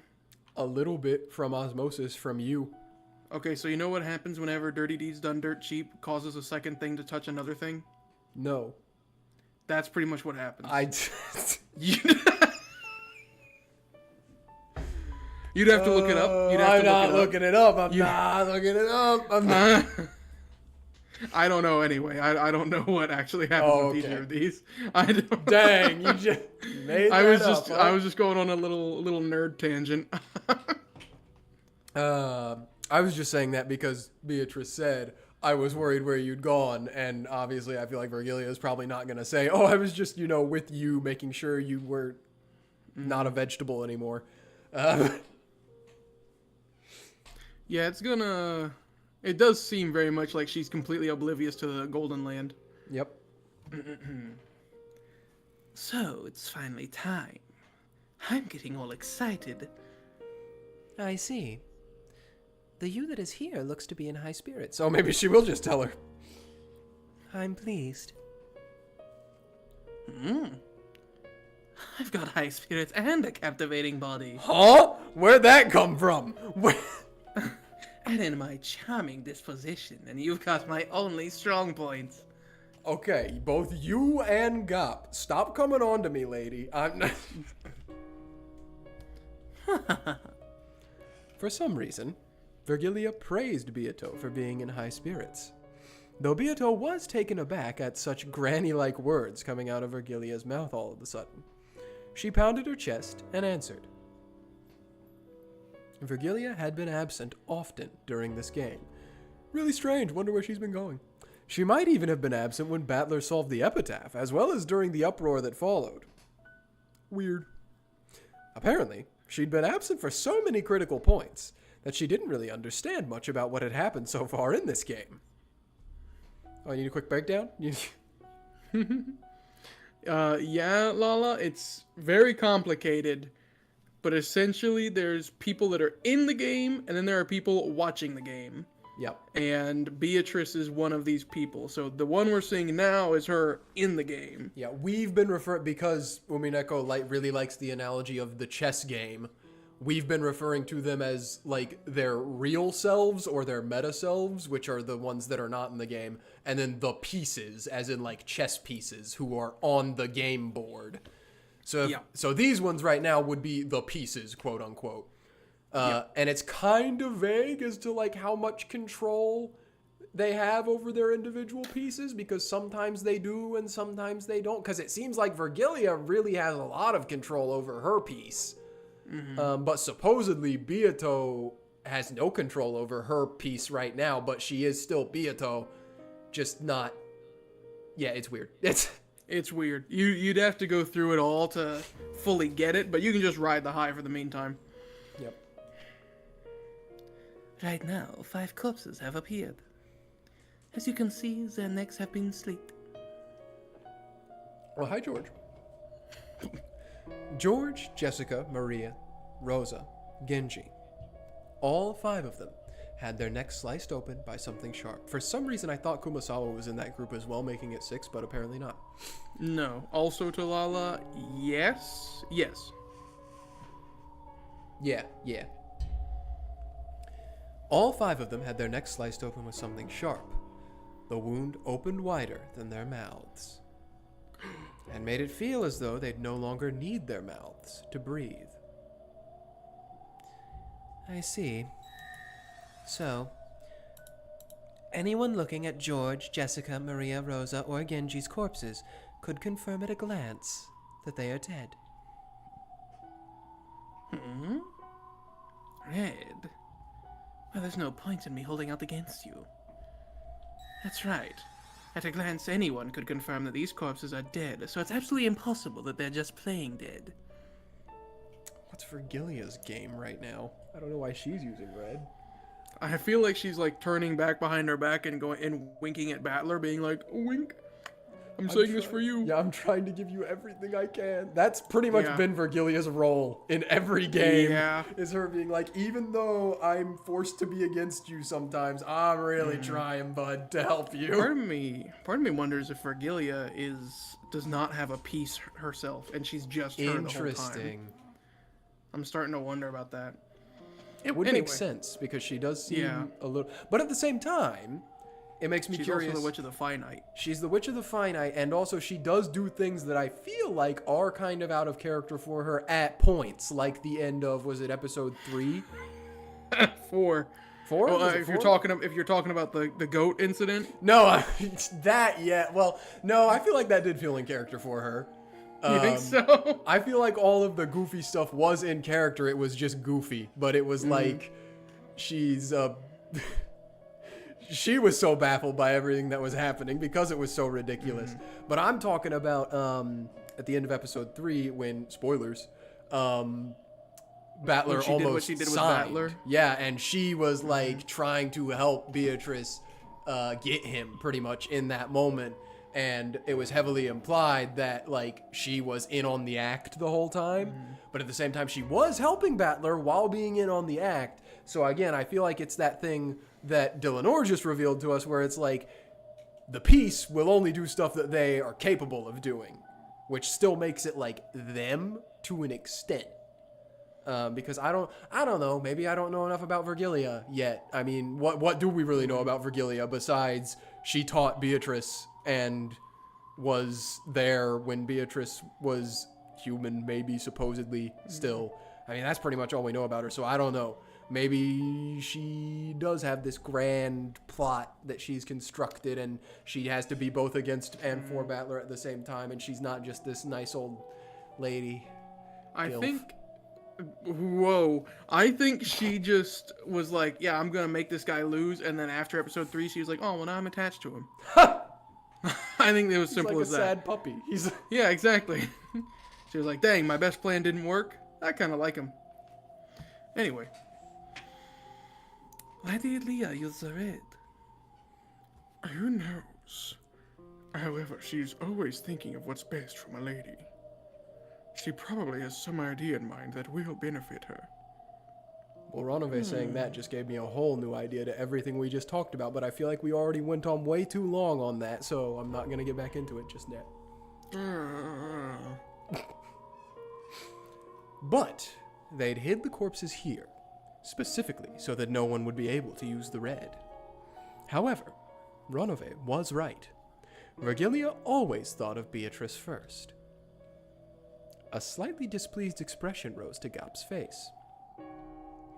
As she saw that, the corpses she'd gone to such lengths to hide had now been confirmed dead, in red.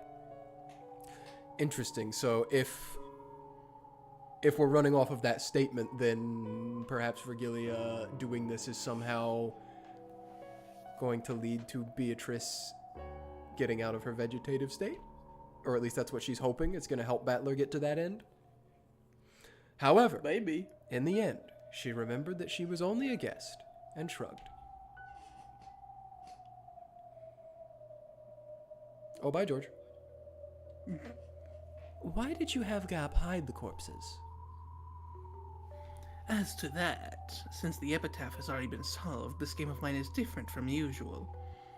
I now have serving and protecting Natsuhi as my goal. How could concealing their corpses protect Natsuhi? We've more or less figured out what our opponent's moves will be. This is probably a trap meant to corner Natsuhi. Most likely, they'll sort through the alibis for the first twilight and find them for everyone except her. Last night, Natsuhi-sama was the first to leave the family conference, and then rested alone in her room. Unfortunately, she has no alibi whatsoever until the next morning. We've already made Kinzo's existence impossible to deny. However, there is a single move remaining to our enemy that might cancel that out. I see. So, they'll corner Natsuhi and make her confess that Kinzo doesn't exist. Indeed. The enemy is probably after something like that. By watching the movements of the pieces involved with the family conference, we quickly realized that Natsuhi was isolated. Noticed that trap of theirs, and countered with this move. Nice little rundown just in case you had forgotten. In all the chaos, what was actually going on right now. Yeah.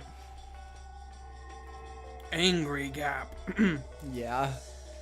The corpses disappear. Everyone has alibis and no one exists who could have moved them. Not only does this support the claims that the witch exists, it also throws doubt on whether there are actually corpses in the first place, just barely allowing Nazi to escape being a suspect. In other words, it's possible for Natsuhi-sama to claim the sacrifices of the first twilight were only playing dead. You mean, even though many people confirm their deaths without fail in the cousin room? The cousin room is a crazy phrase. I know we've heard it several times by now, but it's just really funny. Mere confirmation of facts doesn't even approach the red truth. No matter how much everyone claims to have truly witnessed their deaths, the red truth doesn't exist in the human world. Because the corpses don't exist. Natsuhi can discount their words as a mistake, some sort of trick, or she can say they were all lying. And it's possible for her to do this over and over to buy time for herself. In the human world, which lacks the red truth, perpetual check is a valid move. And in this argument, with both sides denying the other's claims. Not pretty. True. However, beauty is something to be sought only after victory. When those without victory seek it, it is not but poison. Well, they do say might makes right. And even if I don't think it's beautiful, those Voyager witches will probably like it and say it isn't boring. I see. I've managed to grasp the flow of this game. I imagine it will get quite nasty. We're fully aware of that, and we already know that Natsuhi is probably about to be lured into yet another trap. A trap? Indeed. Someone Lady Lambda Delta created, who calls himself a man from 19 years ago, has already threatened Natsuhi. She was ordered to go into a closet in a certain guest room in a few minutes at 1 p.m. and hide there. Kraus was taken hostage, so Natsuhi can't resist. I see. How relentless. Can you protect her? Of course. After all, Natsuhi isn't the culprit. No matter how much she's treated as the culprit, both the truth and phantoms are on our side. Can you say it in red? No, there's no way we'll lose. Cut! Wait, I didn't get my cackle out. Wait. Yeah. Whoa. Is this where we began the episode, perhaps? Maybe? Maybe. Natsuhi threw her cup of tea to the ground in protest, expressing the anger that flowed throughout her entire body. What do you mean by that? Are you saying you suspect me? I thought that much was evident after everything that just happened, Natsuhi. Seriously. You told me you left before anyone else, returned to your room, and didn't leave that room until morning. However, if you cannot prove that, it doesn't count as an alibi. Prove? How could I possibly do that? It doesn't matter how. Objectively speaking, it'll all be fine as long as you prove it was impossible for you to commit the crime. Everyone else is cooperating. I want you to stop being so hostile and give me your alibi, along with proof. That's right. Almost the whole night is a blank space in time for Natsuhi Nason. She might have left the conference, saying she wanted to rest before us, then gone to the guest house and attacked George and the others. Please don't be such a fool. Why would I kill George-kun? And on top of that, my own daughter, Jessica? I don't know, why would you? Calm down. We're all equally suspicious. It's sad, but we all have to prove our innocence. Yeah. We've been thinking frantically about how to prove our alibis for last night so that we could clear up the suspicion against us. I know you can't like being suspected, Natsuhi-san. If it frustrates you, then shouldn't your first priority be searching for some way to prove your own innocence? The allergies are helping the graveliness for Hideyoshi, at least. It's a buff? Yeah, for Hideyoshi and Dlanor, those two specifically. And now watch, I'm not going to be able to, do Dlanor next time. The relatives spoke as though they were all under equal suspicion. But the mood about the place didn't feel so peaceful. Erika was still in the middle of confirming all of the facts, but except for Natsuhi, who was uncooperative when it came to proving alibis, everyone else had an alibi that was reasonably credible. Only Natsuhi, who claimed that even being suspected was an insult, was uncooperative with Erika, and her position began to grow more and more perilous. Hit him with just because I don't have an alibi doesn't mean I did it.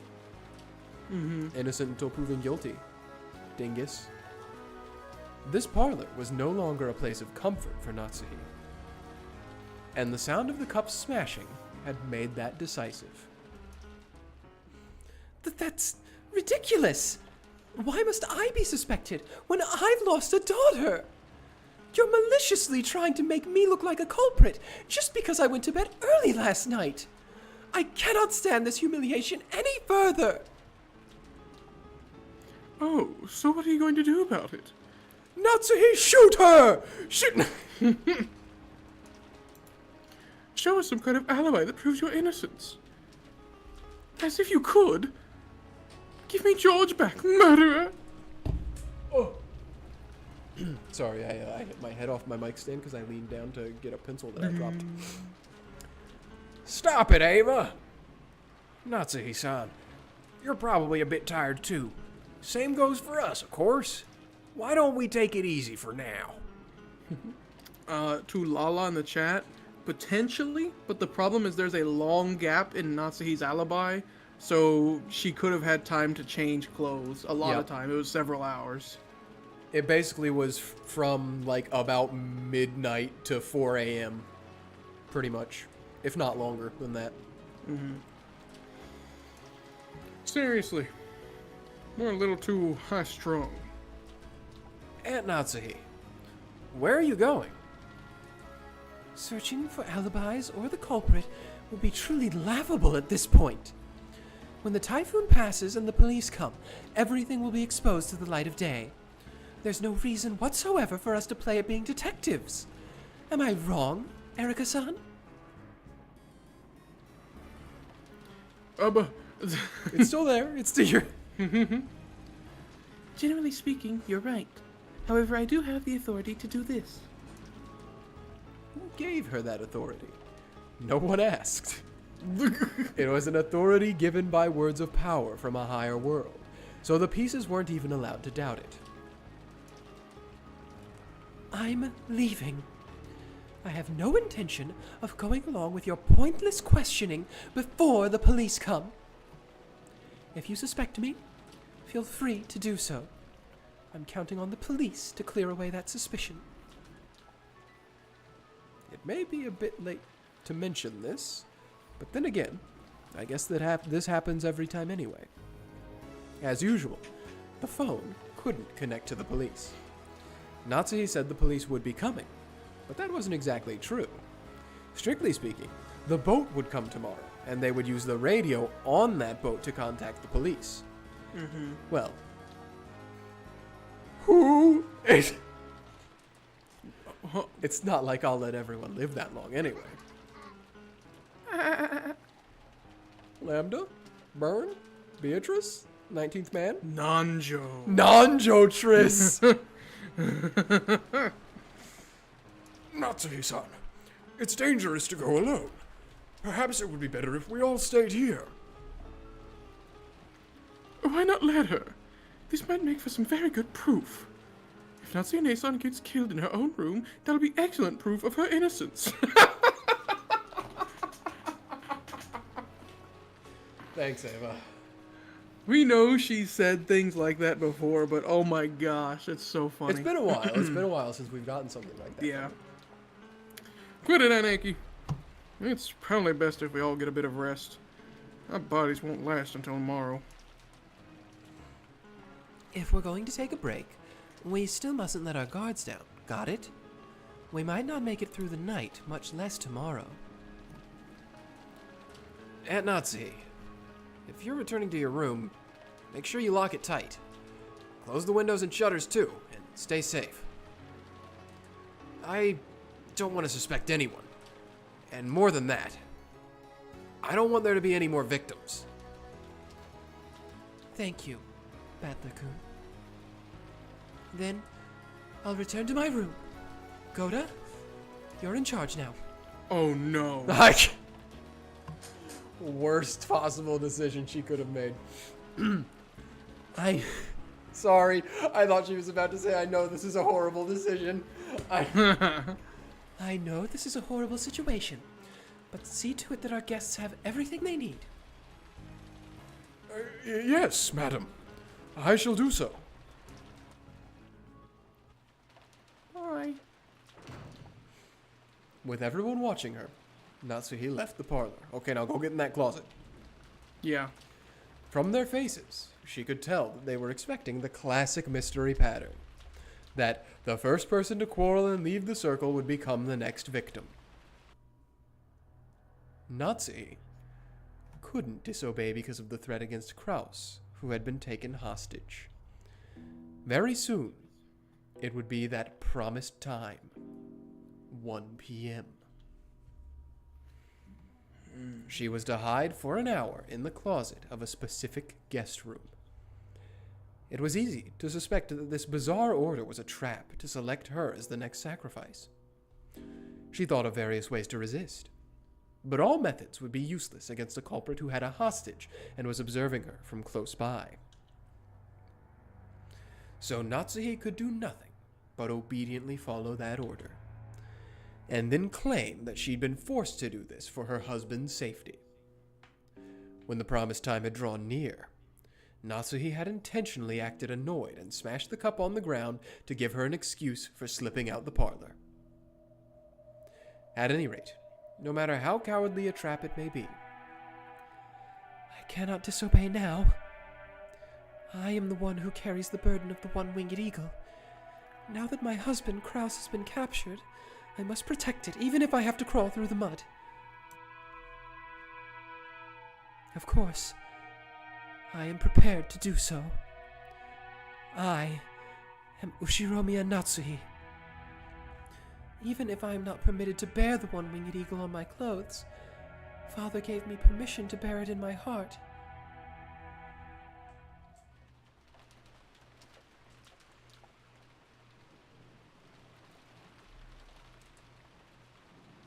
I've managed to get this far by plausibly dashing away in a rage.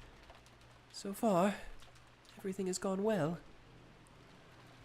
Before my eyes was the doorknob to the specified guest room. However, I wonder if it's locked. Servants are normally ordered to lock any unused rooms. What will I do if it's locked? I had dashed away from the others, pretending I was returning to my room. Popping back and asking for a servant to unlock this guest room would be obviously suspicious. If I can, I'd like to get this eerie hide-and-seek over with without anyone noticing. In that phone call from the one who claimed to be the man from 19 years ago, he said I would win if no one found out, but lose if anyone did find out. He said my husband would be released whether I won or lost, but as a person with a hostage taken against me, I'd rather not lose. I don't like it at all, but I have to go along with this game. When I softly gripped the doorknob, I could feel that it was unlocked. Did Shannon or Kumasawa forget to lock it after cleaning? Or did that man unlock it in advance? That man couldn't be waiting for me in this room, could he? And then he'll...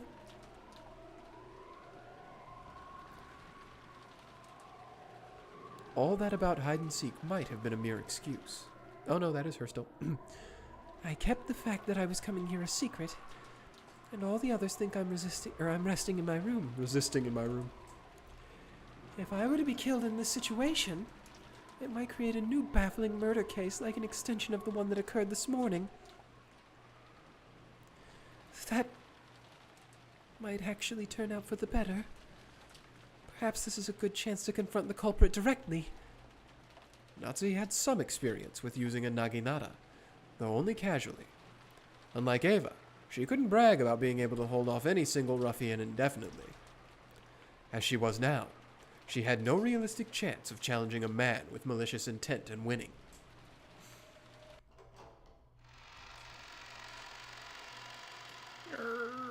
She readied herself and opened the door. She couldn't just stand around in the corridor and risk being seen by someone. The atmosphere inside the guest room was frigid, and she could sense no trace of anyone waiting impatiently for her. All she could hear were the unsettling sounds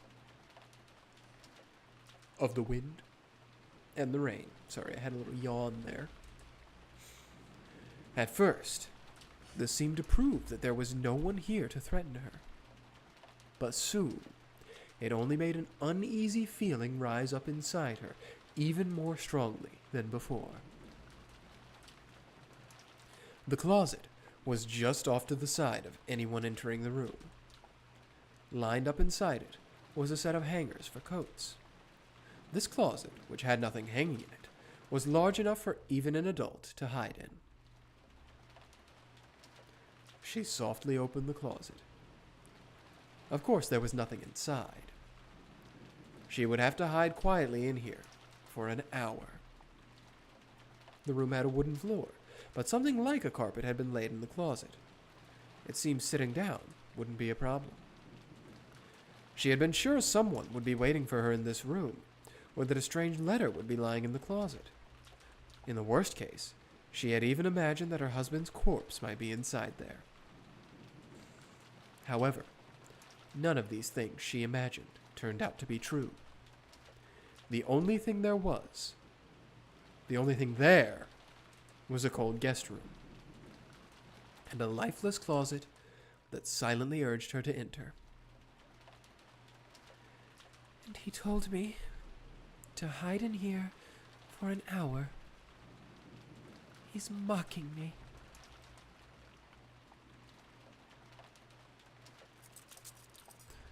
Natsuhi shrugged, turned around, then locked and chained the guest room door. This way, no one will be able to get into this room. In other words, no one will be able to find me for the next hour. I win. What a stupid game of hide and seek.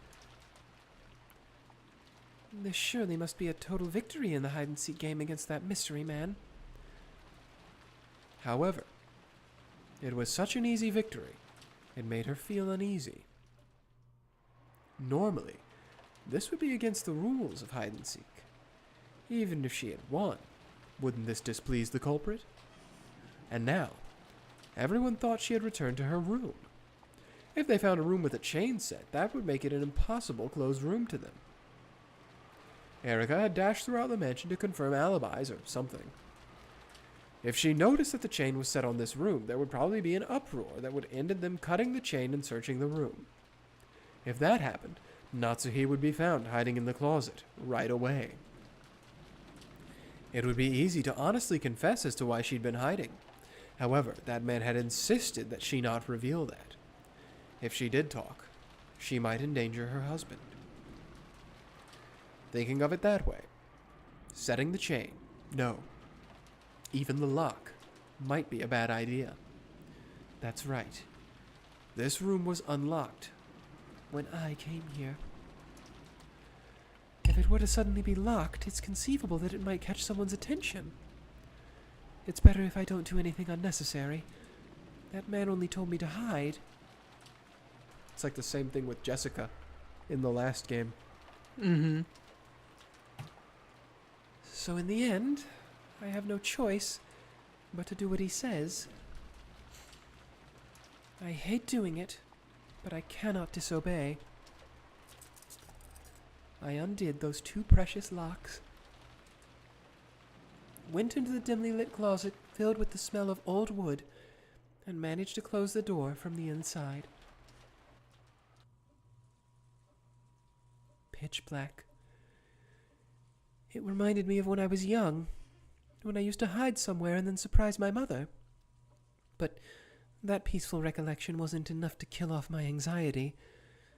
It really is pitch black. From here, I won't even be able to check my watch to see if an hour has passed. I'll probably need to open that door a crack every once in a while to let in enough light for my watch.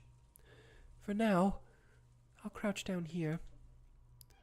I thought about clutching my knees, but it hurt my back when I tried. I'm not as young as I used to be. Even though I was made to sit on the floor holding my knees in every PE class as a grade schooler, I now have to struggle just to sit down. Just crouching down here for an hour will probably hurt a lot.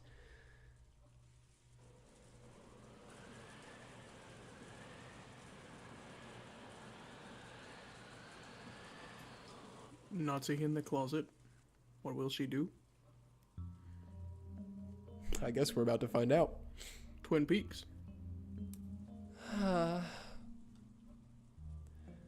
can't believe I'll be hiding in the darkness for a full hour with nothing to hear except the wind and rain. Ironically, Nazi had made Jessica do the exact same thing in the past. What? She had done it when Jessica was a little girl, to scold her for her persistent bad habits and teach her a lesson. She thought that making Jessica stay put in the darkness would sprout a desire to reflect on her mistakes, and that this way she would understand what she had done wrong. It almost feels like I'm being made to do the same thing. If that's the true purpose of this hide and seek. How naive of me. This must be my naivete, the hope that if their goal is to make me repent, nothing will happen here during this hour. Uncertainty and fear of that man's shadow are not what I need right now. Will someone suddenly come to this room, open this closet, and do something horrible to me now that I've come here in total secrecy as promised? That's what I should be worrying about. The culprit, or one of his accomplices, is very close by.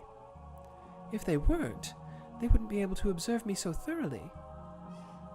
I don't want to think it, but it's highly likely that the culprit bought off one of the servants. The culprit hid an eerie card with autumn written on it in my room. My personal room is always locked. That trick wouldn't have been possible without a key. Instead of believing that they obtained the key when the servants weren't looking, it's much more realistic to assume that one of the servants lent the culprit a hand. But how did they know that autumn is my favorite season? How unsettling. Because you're the culprit. Maybe, I don't know. The thought that this mystery man might be peeking into my heart sent goosebumps running across my whole body. It's true that I like autumn, but I've never said it out loud. I don't think anyone's ever heard me say it. If I asked even my husband what my favorite season is, he would probably be stumped for an answer. No, just once. I told it to a single person. That's right. Shannon. Kill her! Kill Shannon! On an autumn day long ago, I happened to be in a good mood. And I mentioned it was my favorite of the 4 seasons. I accidentally fat-fingered just now, so I'm gonna make sure I didn't accidentally mute myself. Okay, I didn't. Good. Did you mute the game audio? No, because No, I can hear it. Yeah. I got very close to M. I think I hit N on accident. I be fat fingering M a lot, not gonna lie. So that's why I was scared. So, the culprit, or one of their accomplices, has to be Shannon. Shannon culprit goes crazy. Shannon Triss. Why? Why would she do it? For what reason? She's evil. Literally has like the least reason to do it, except maybe kill Ava and that's it. The fact that I like autumn can only be known by Shannon. In that case, this is clear proof that Shannon is involved. That card with autumn on it is proof. Outrageous. Even though she served the family for 10 years. I trembled and shook with rage. Didn't Kenzo once say that anger is the fastest sedative to cure fear and uncertainty?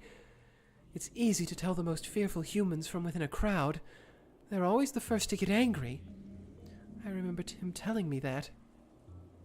So I realized that this anger was a sign that I was actually frightened, and I tried my best to remain calm. However, this is a vital clue for turning things around.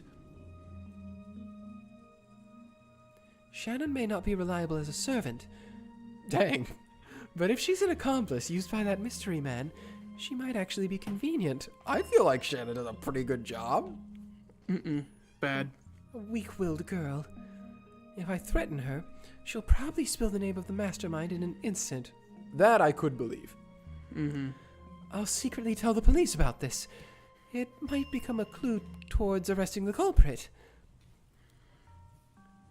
That card was probably meant to shock me and get me to do what he says, but he actually dug his own grave.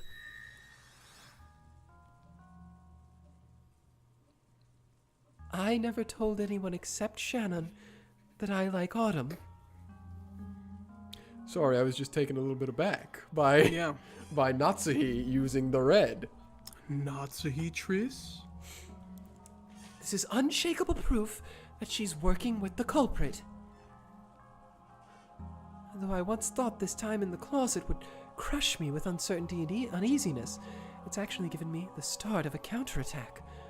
If I wasn't given this time in the darkness, I probably wouldn't have noticed this. I'm almost grateful to the culprit for making up this foolish game. My mood brightened. I still can't guarantee that my husband is safe, but I'll definitely get him back and force the culprit to face judgment. I clenched my fists tightly and further strengthened my resolve to avoid losing this fight at any cost. Uh-oh. It's Shannon or Natsuhi or I don't know anymore. It's Lambda Delta.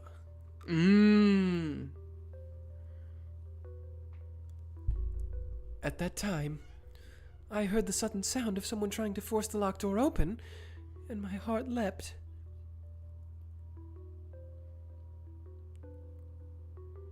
Is that Hideyoshi? I think. Kind of looks like it, but I don't know. Just since we don't know for sure, I will use a general voice.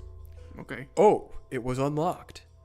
Yup, okay. Okay, yeah. I can recognize the man by his shoulder alone. Wait, let me go back.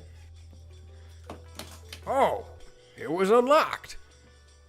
The voice was Hideyoshi's. I heard that quiet voice, as though he was talking to himself, coming from what was probably the hallway. Oh, let me go back and do it again. No. Apparently, he had thought it was locked and tried to unlock it, but he had ended up locking the unlocked door instead. Once again, there was the sound of the lock turning, and now the door opened with a faint sound. Why is Hideyoshi-san in this room? Footsteps that sounded like his came in, and there was the sound of him closing and locking the door behind him. Then came what seemed to be the sound of him setting the chain.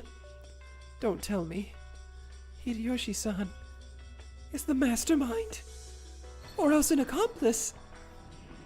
Or this could Hideyoshi Triss? Or this could just be the guest room that they were in.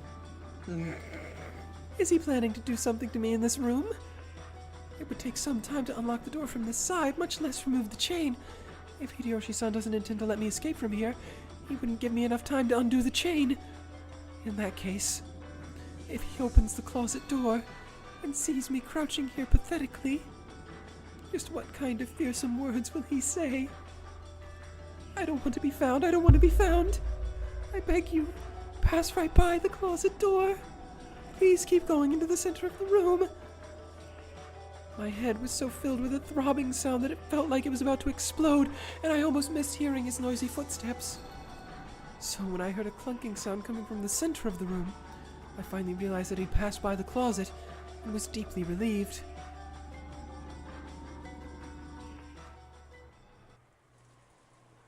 Just in case. In this weather, it's pretty much night out there anyway. As he whispered, he did something that made a clunking sound. He was probably closing the shutters on the windows. Just in case? Just in case I try to escape out the window? No, that can't be it. That's right. When I left the parlor, everyone was talking about possibly taking a break. After all, several murders have occurred, and the weather's bad. There'd be nothing abnormal if someone chose to rest in a guest room here instead of returning to the guest house. In that case, locking up and closing the shutters to guarantee safety is the proper course of action to take. When he finished closing the shutters, there was a thunk, as though he flopped over on the bed. It was surprising how much of the situation could be grasped just by the sound. What's going on here? Did the man from 19 years ago plan all this out to put me in the same room as Hideyoshi-san? No, that probably isn't true. He probably planned on me hiding here, but Hideyoshi-san coming to take a rest here must have been outside the scope of his plan.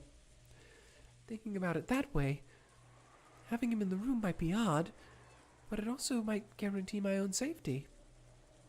Unlike his wife, Hideyoshi-san is the kind of person I can talk to. If Eva-san comes, things will probably get complicated. Maybe I should slip out of this closet now while he's still alone. Reveal everything to just him and ask for help. But if I do that, my husband might be killed. Until my husband is released, I shouldn't do anything rash. Should I go out and talk or hide in here? Moaning from my headache and biting my lower lip, I resisted the urge to crawl out of here. Even if I talk with Hideyoshi-san, I don't know where my husband is being held. I'm sure the traitor who's observing me is nearby. Just talking to him won't solve everything. I suspect that Shannon is the traitor, but that's no proof that Goda and the others aren't. It's all useless. I guess leaving here and confessing is too dangerous after all. Eventually, I heard a strange, sobbing voice. Whose voice was it? I strained my ears trying to hear that strange voice, and was shocked to discover that it was Hideyoshi weeping.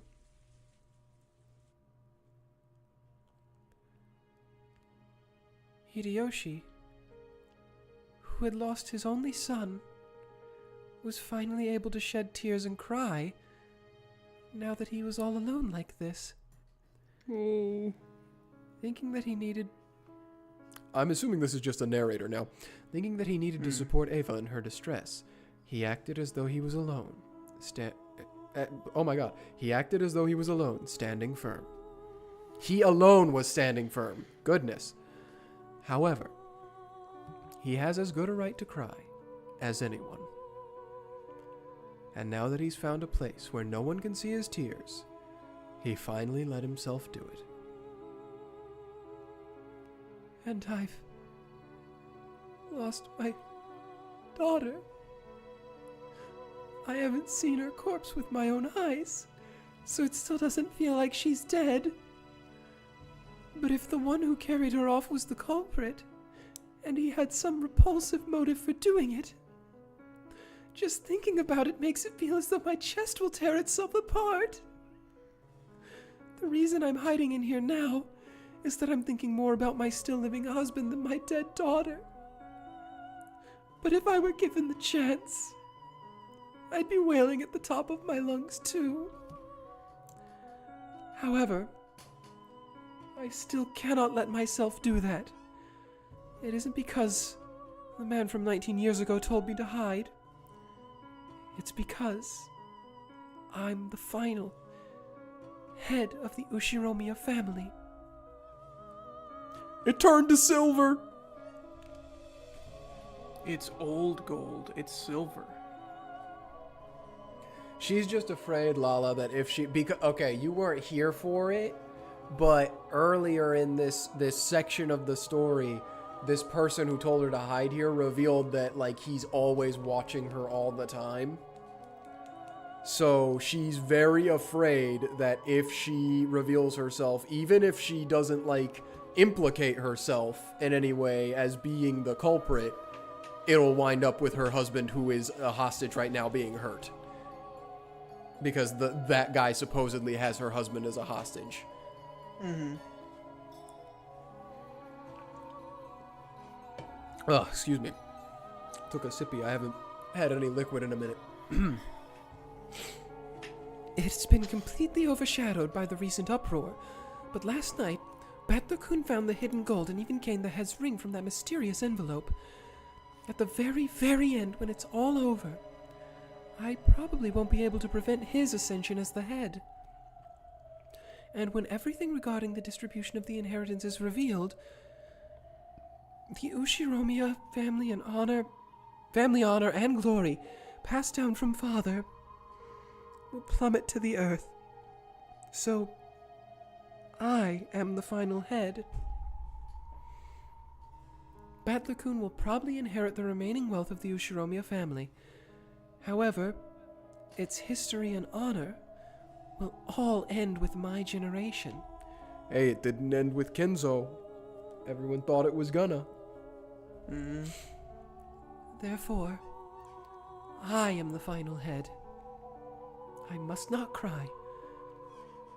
Not yet. I will not be allowed to shed tears. I just skipped that, sorry. Until I get my husband back and avenge my daughter, I will not be allowed to shed tears. In the closet, I silently hung my head as I listened to Hideyoshi-san's sobs. Who are you? Huh? My heart leapt. I heard a sound that must have been Hideyoshi-san, who'd probably been lying prostrate on the bed, pounding to his feet. Hideyoshi's gonna get killed and everyone's gonna come in here. Did he notice me? How did you get in here? What's that? Wait a sec! He was clearly in a struggle with someone. Who on earth could it be? No, it doesn't matter who it is. It's probably the culprit, and they're probably trying to take Hideyoshi-san's life. Shouldn't I jump out of here and help him? If I can't help him, shouldn't I call for help? No, but if I do something like that, I'll be questioned about why I was hiding here. However, if Hideyoshi-san gets killed like this, now isn't the time to be saying that. At this rate, he'll certainly be killed. I'll jump out of here and help him right now. But if I do that, even if I can save Hideyoshi-san, I might be abandoning my husband's life. Hideyoshi-san's life and my husband's life. How sinful would it be to try and weigh those against each other? At that time, there was a loud sound as the door opened and the chain was pulled tight. Someone was trying to open the door despite the chain being set. Dear, it's me. Could you open up? Ava!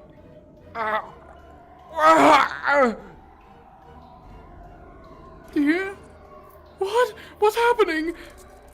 Dear, open up!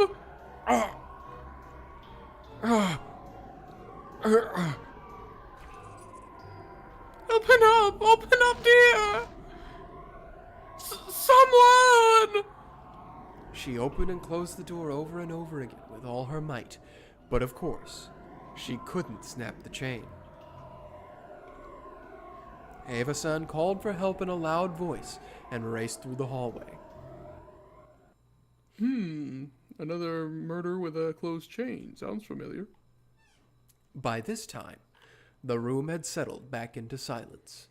Notice that it was never mentioned that the door was open and closed again after Hideyoshi entered, which means that the person who did the murder is probably in here already. Even when Natsuhi came in, because Hideyoshi was the only person to enter the room since she was in there. Now, wouldn't it be interesting? I mean, I'm just saying, if we're saying the culprit was already in the room and Natsuhi was also already in the room. Anyway. Anyway. But what if I want to go even further beyond and say it's not Natsuhi? Maybe it was, in fact, the room. The room, Kenzo. No. True. I forgot about that. By this time, the room had settled back into silence. But... well, I suppose she could have disguised herself in some way, but Hideyoshi did say, "Who are you?" And he would have known Natsuhi if he had seen Natsuhi, but she could have disguised herself, so I'll just give it that. Until it is said in red that she didn't do anything like that.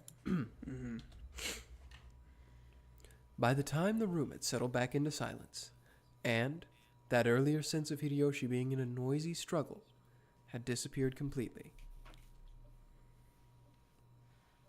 What's going on here? So right now, I'm in the same room as the murderer who killed Hideyoshi-san? In that case, the culprit should try to escape from the room as soon as possible. So why are they hiding in here? I haven't heard anything. Nothing that might have been the culprit who attacked Hideyoshi-san rushing away. No matter how much I strain my ears, I can't sense anyone in the room. In fact, it's so silent that it makes what happened just a second ago feel like an illusion. In other words, does this mean that the culprit is hiding his breath, standing just outside this closet, waiting for me to stumble out? I don't even know what I should be scared of anymore. Yeah, no, true, Lala, true. If only I could just melt away into the darkness of this closet. Well, unfortunately for you, Nazi, there are no hidden doors. I mustn't remain in this room any longer. I get the feeling I have more to worry about than just my personal safety. But what should I do? I don't even know if it's a good idea to leave this closet. Eventually, the clamber of many rushing footsteps approached. I'll hold my breath again and melt away into the darkness of the closet.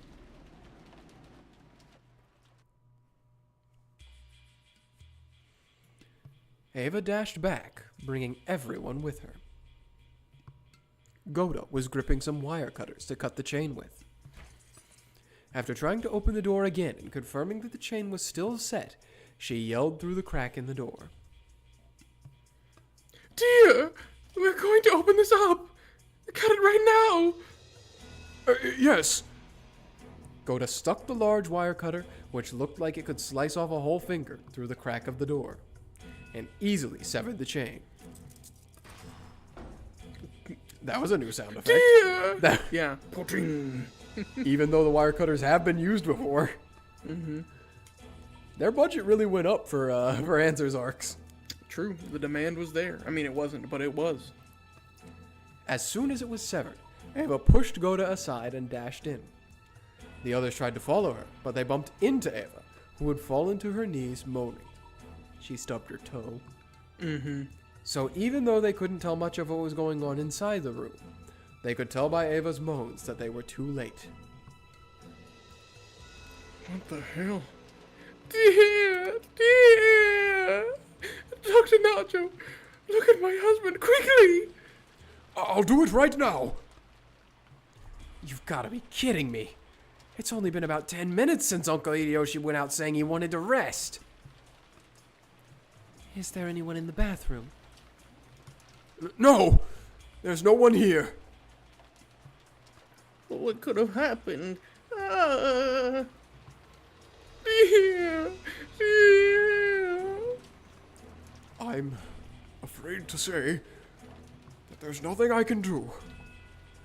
Tips menu. Bingus. Goodbye. His corpse was found in a guest room on the first floor of the mansion. A demon stink had pierced through his back. The tip of it reached as far as his lungs. Because he was lying face down on the bed, it's unthinkable that this was a suicide. Now,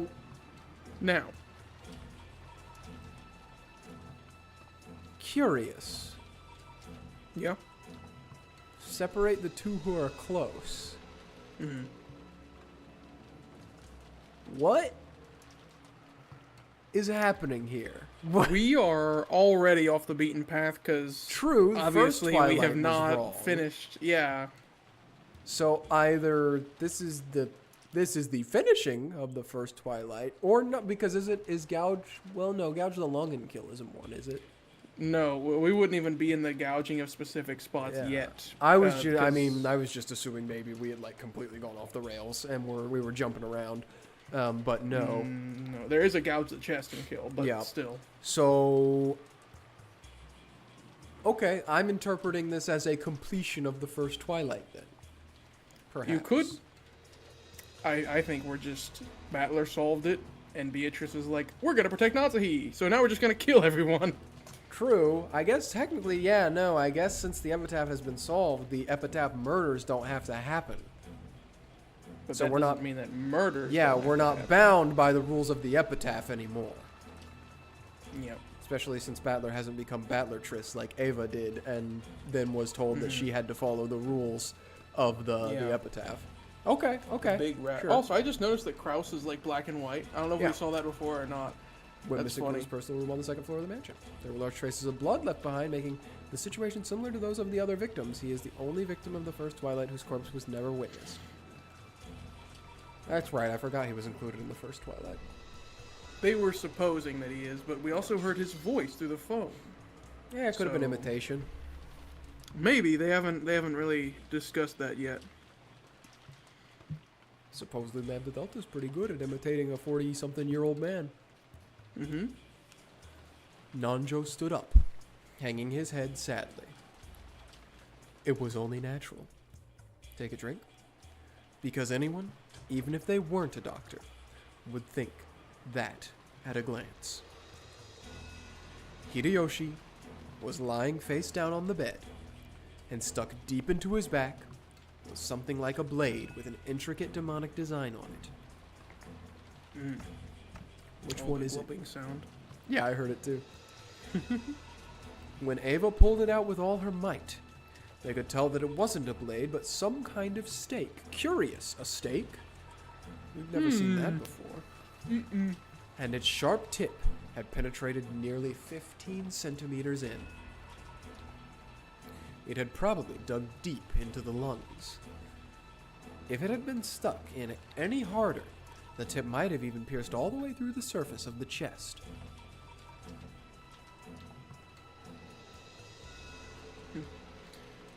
Didn't I tell you to wait for me? Why did you go on alone? Stupid, stupid, stupid. He wanted to cry, Ava. And look what it got him. This is why men should never cry, by the way. Dang. Anyway. Umineko. Yes. When the men cry. That'd be crazy. The culprit probably waited for us to get careless and split up. That bastard. So he still hasn't had enough blood? So he really is hiding somewhere in this mansion. But if...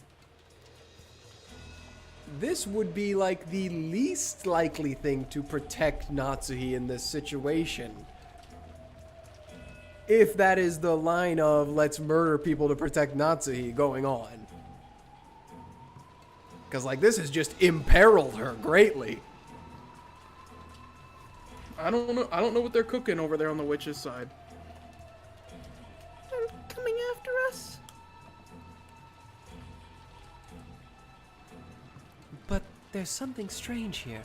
The doors and windows to the room are completely sealed. So it's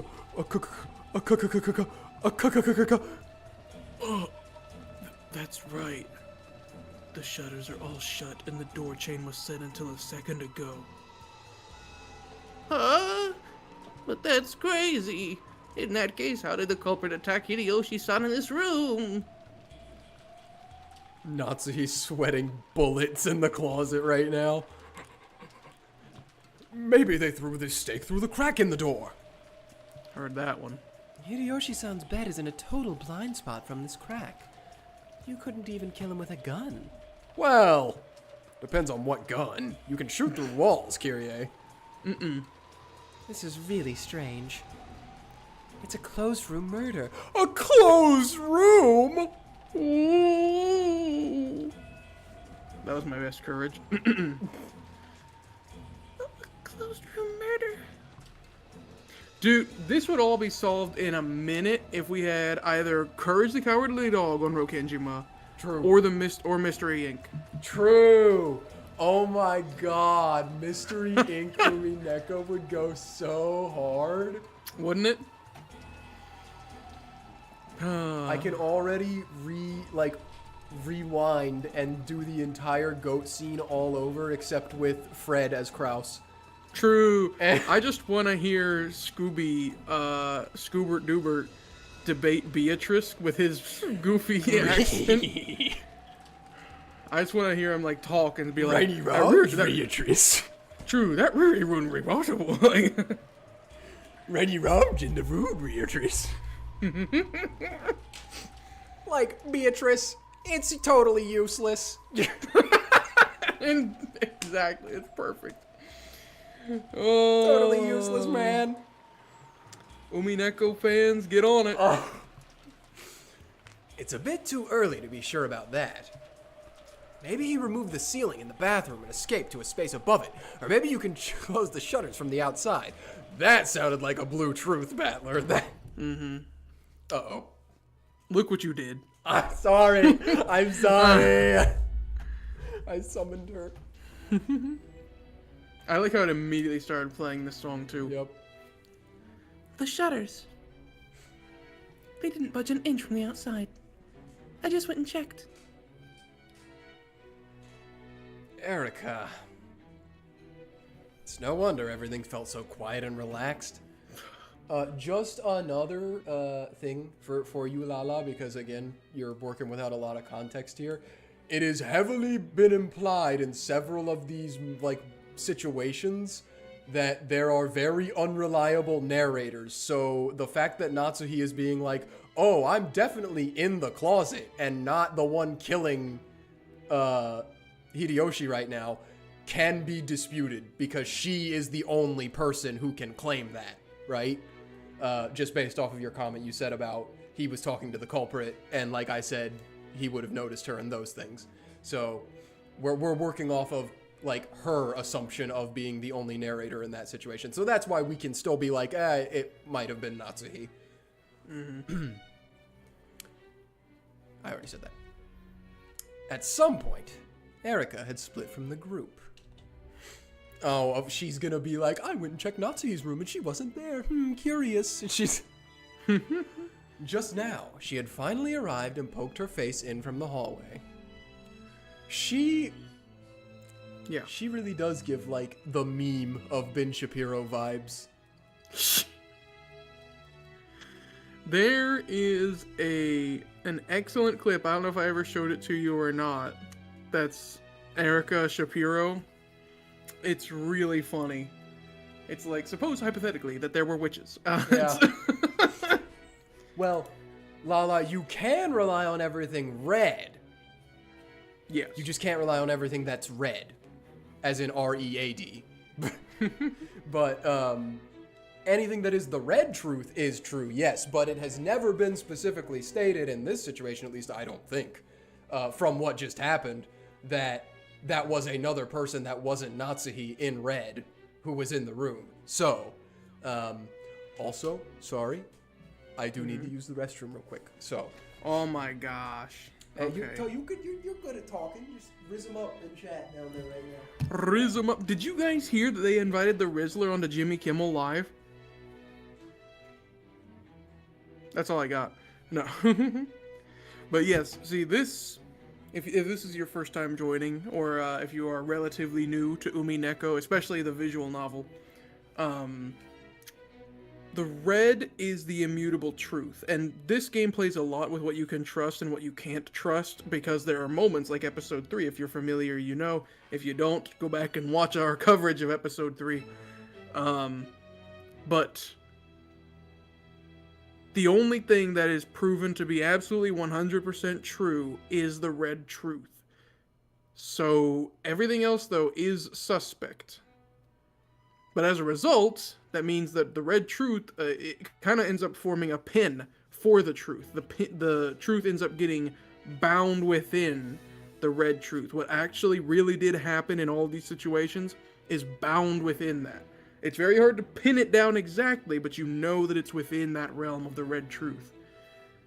So, but these witches, these tricky little witches, do not always give red truth out. And sometimes they'll be like, I'm just not going to tell you. And so that relies fully on you, the audience, to try and come up with a theory. But unfortunately, unlike Battler, you don't have a little red truth giver at all times, just like he does. Like, he has somebody that can at least give him red truth. They might not always, but they can. So if you're trying to fill in the gaps, oh, you don't have red truth. Okay. I had a horrible, vile thought while I was in the restroom. Red truth? What? Yes, actually. Yeah? I was thinking, like, What if one of the Umineko like mysteries was like someone had been in a bathroom at one point and they saw that the toilet wasn't flushed and then they left and it became a closed room and then when they came back it was flushed.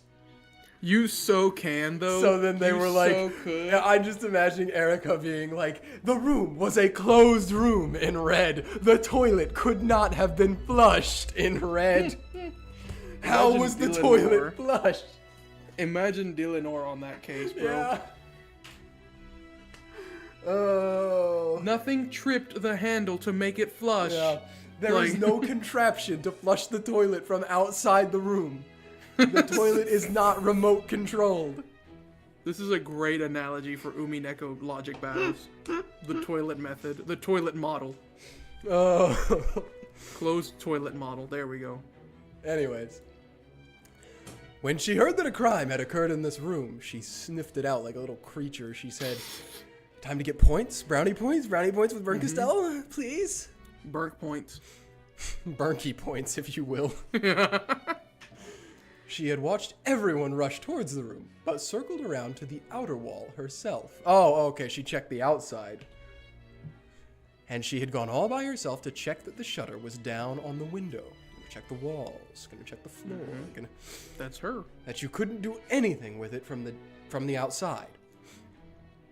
And that there was nothing out of the ordinary. Is the inside of the room just like usual? There's no need to say it like that. My deepest condolences. So, what's the situation inside the room?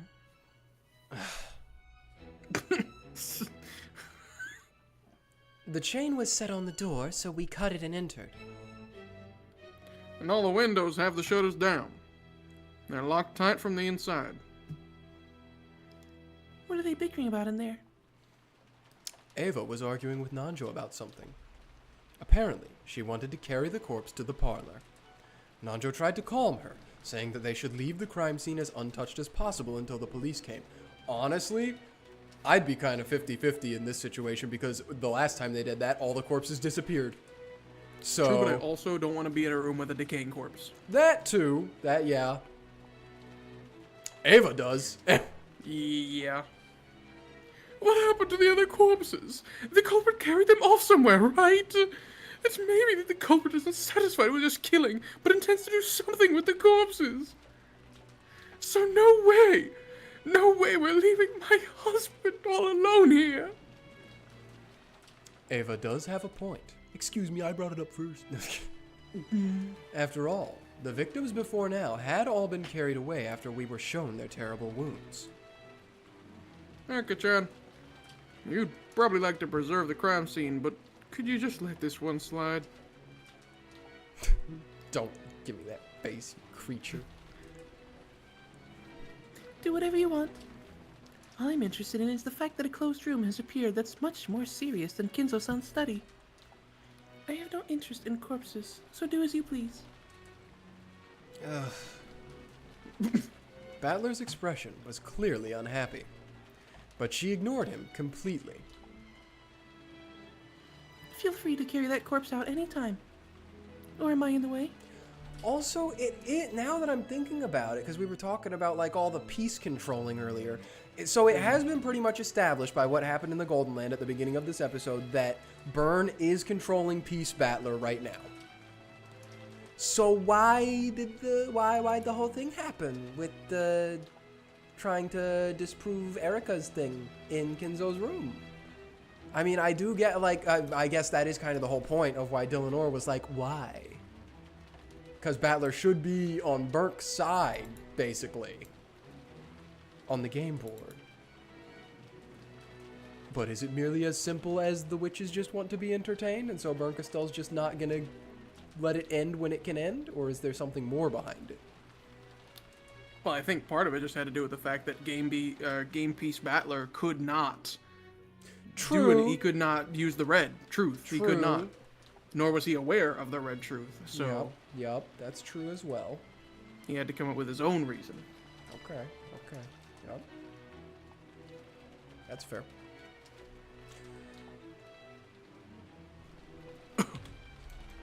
Sorry, I'm in thinking mindset right now. I'm thinking about it. Erika backed away from the door to open a path. She showed no trace of any sadness for the dead. Her eyes simply blazed with thoughts of this closed-room murder that had appeared. She's...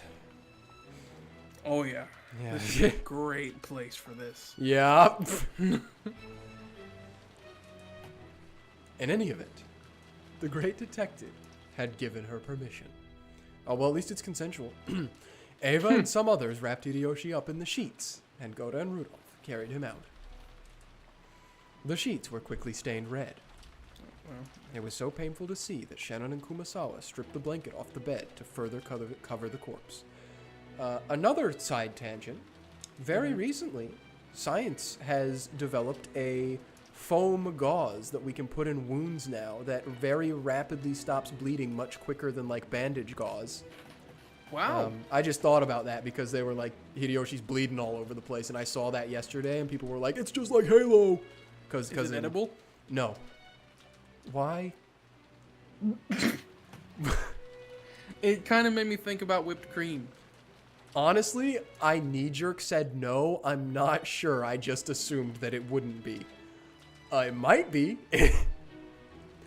But it is used to make sure blood flow stops. So it's pretty spongy in nature.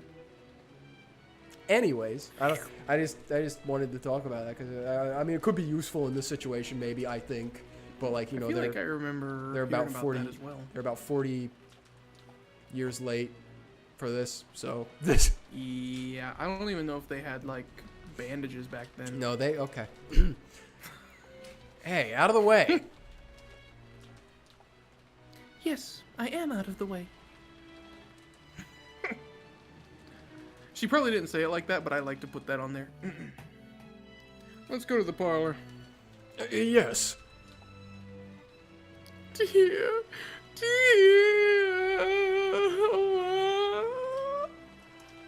Listen up, everyone. From now on, we'll always move as a group. You must not let yourself be isolated. Once again, Natsuhi in the closet, sweating bullets, waiting for someone to be like, we gotta go get Natsuhi right now, so that she doesn't get killed. When the culprit attacked Genji, he probably got a master key. It's clear that even locking up will no longer make you safe. But even the chain was set. How did they do it? It's impossible. The shutters and the chain were firmly set. Even with a master key, it'd be impossible to force your way into that room. You can't flush the toilet. It must have been Beatrice-sama's doing. Oh. Can't flush the toilet unless Beatrice magically pulled the handle. Magic to empty the toilet. To empty the toilet. Didn't even flush it, just made the waste disappear. Yes. There's no way Beatrice-sama did this. The epitaph has been solved, so there shouldn't be any more reason to hold the ceremony. Maybe if all you goofy eyes stopped suspecting Natsuhi of things, but no. Of course we can't understand it. This would be impossible for anyone except a witch. Impossible for anyone except a witch, you say? Oh no, Canon, what have you done? Good though. Has a nice ring to it. Erika-chan, are you listening? We've decided to stick together from now on. First, we're carrying Hideyoshi-san's corpse to the parlor. Can you hold off playing detective until we get there? When she heard the words playing detective, Erika grimaced visibly. Detective. Kyrie, who is actually a detective. Then, everyone stumbled out as she took a single step into the now empty guest room, looked around, and burned that scene into her eyes. Erika claimed to have a photographic memory. If that was true, those few seconds were more than enough for her. Later on, she could sip black tea in the parlor while perusing the photograph of the scene inside her memory, playing the part of an armchair detective. Then, suddenly, her eyes stopped on the closet off to the side. A closet for hanging overcoats. If it was large enough to fit a coat on a hanger, a person should be able to hide in it. Slowly, Erika stretched her hand out towards the closet.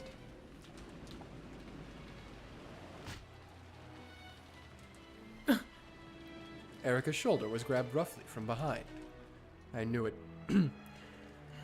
Let's go, Miss Detective.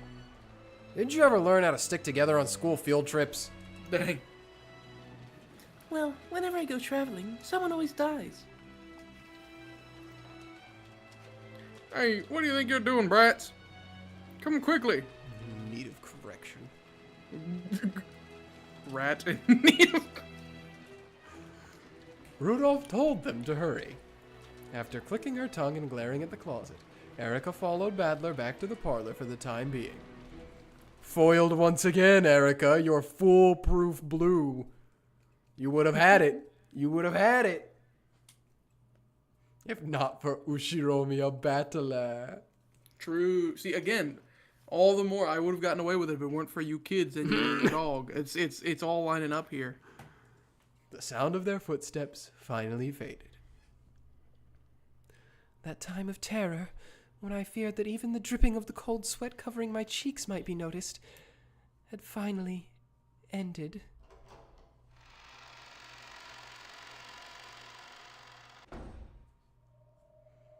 With my hand that still couldn't stop trembling, I slowly opened the closet door and dashed out into the hallway. It's okay. No one's found me. Still, it's a good thing they didn't lock the door. If they had, I wouldn't be able to lock it behind me after I left, and they'd find that suspicious. Anyway, I should leave this place. Then I'll return to my room and pretend that I was sleeping the whole time. Yes, if I don't get back soon, a new murder has occurred. They'll probably try to tell me about it, and they'll probably do it shortly after they carry Hideyoshi-san's corpse back to the parlor. I can get around a phone call by saying I was asleep and didn't notice, but if they come knocking directly, that'll be bad. I have to get back quickly before they try forcing their way in. I don't know whether I should run all noisily, hide my footsteps and walk in secret, or walk around normally as though nothing has happened. At the very least, it'll be bad if I bump into them on their way back to the parlor. Anyway, I'll head to my room at a quick pace without being noticed by anyone.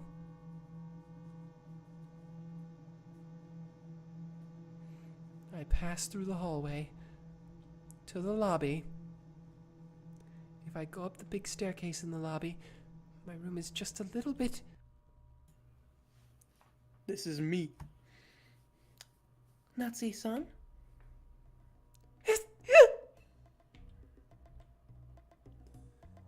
Just as she was about to go up the large staircase, Natsuhi heard Erika call out to her, and was so surprised that she visibly jumped. I was just about to go and tell you the news. Thank you very much. Did something happen? Just now, Natsuhi-san. You were climbing the stairs, right?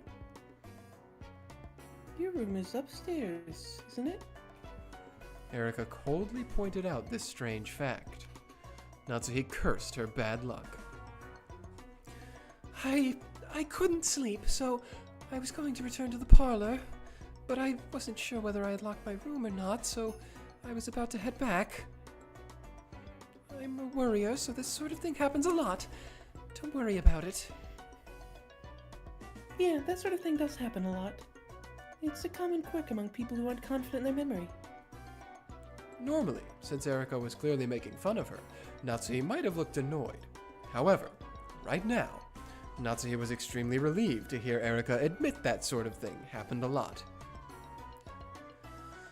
Why are you by yourself, Erika-san? Translated, who let you loose? Yeah. I thought I'd investigate that guest room. Guest room? Yep. This situation's gotten pretty serious, hasn't it? And investigating the scene of the crime is my right. Erika's probing gaze peered deep into Natsuhi's eyes. She could tell. Erika already suspected Natsuhi. Judging by the subtle nuance in her words, she must be planning. Oh, She must be planning to make me slip up and reveal that I know about the crime with Hideyoshi, when I supposedly haven't been told about it yet. Natsuhi played dumb and asked what had happened again. She's not falling for that same trick as before with the, who was the last to see Kinzo? Me! Yeah. Is something wrong? No, it's nothing. This is just a repeat of the first crime, isn't it? What do you mean? Again, you were in your room. And again, you can't prove your alibi, can you? I don't know what you mean. To turn it around, how can you prove that I wasn't in my room? Ah, that. Then let's take this one step at a time. Please worry about your lock later. I have something vitally important to discuss with everyone. I'll come back after I check my lock. Please get started without me. Hideyoshi-san has been killed. We'll be talking about that. What? She had planned on using the need to check her lock as an excuse to escape to her own room, after which she would claim to have a sudden headache and stay in bed for the rest of the time. However, now that she had been informed of Hideyoshi's murder, it would be clearly suspicious to postpone that and escape to her room.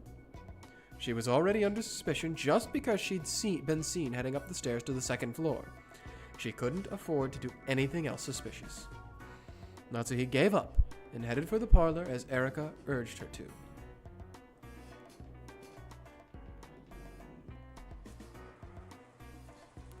When she opened the door to the parlor, Eva's sobs poured out, and everyone glanced at Natsuhi with grave faces. Those gazes almost made it look as though they suspected Natsuhi. It was now painfully apparent to Natsuhi. This must have been what that man was after. It was a trap to create a baffling closed room mystery and to try and frame her for it. Also, at Lala in the chat again, truing that no one brought it up during the murder makes me think a lot of episode 2 with Rosa in charge. She was like, check every inch of this room, all closets. Yep. They didn't do that this time. Nope. Should have had Rosa. Shouldn't have killed her, I guess. Shouldn't have killed her. Maybe should have didn't kill her, I don't know. However, she couldn't have resisted. My button's not working. Ha! Dang it. She couldn't sacrifice her husband's life. And while it's true I hid in the closet, that's all I did. I definitely haven't committed murder. I might be extremely suspicious, but I'm not the culprit. And most importantly, I'm not under suspicion yet. I'll tell the police everything. I'll have to endure until then. I'm sure one of the servants is a traitor. Even in a situation like this, if I mention my husband being held hostage, the culprit will hear and might use it as an excuse to kill him. Natsuhi-san has just come back. Now that we're all here, I have something very important to discuss with you all. Something very important? Yes, it's very important. I'd like to lay out everything in front of you all, starting with the first crime. Then please do that with just the others. I think we should leave that sort of thing to the police. I'm not interested. Since I have it all laid out, this is a very important thing to discuss. Neither you nor anyone else has the right to refuse. What? Erika used her detective's authority to proclaim the start of an assembly. Emergency meeting.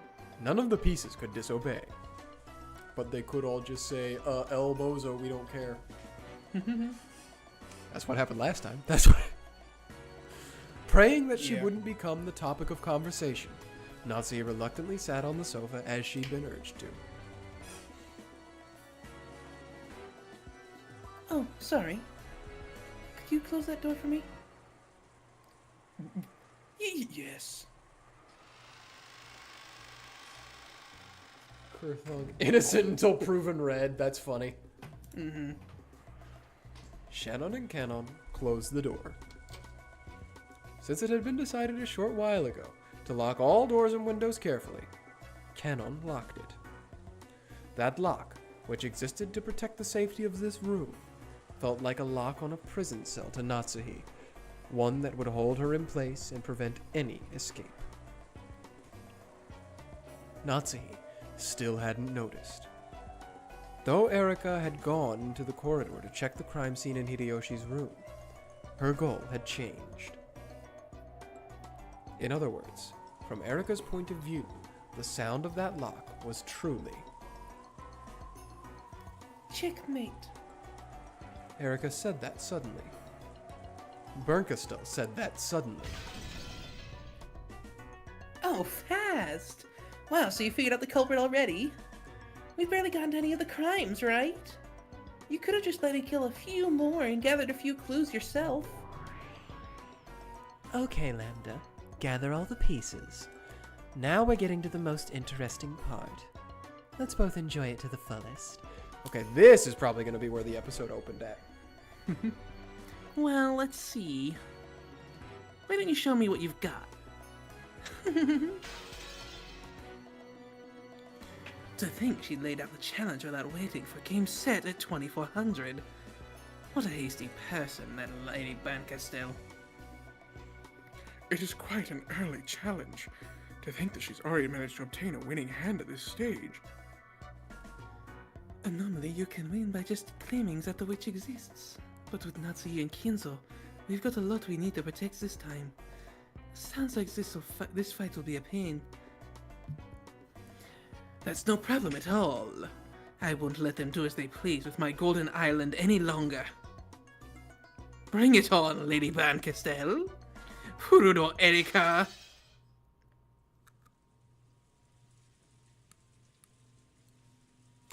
Oh.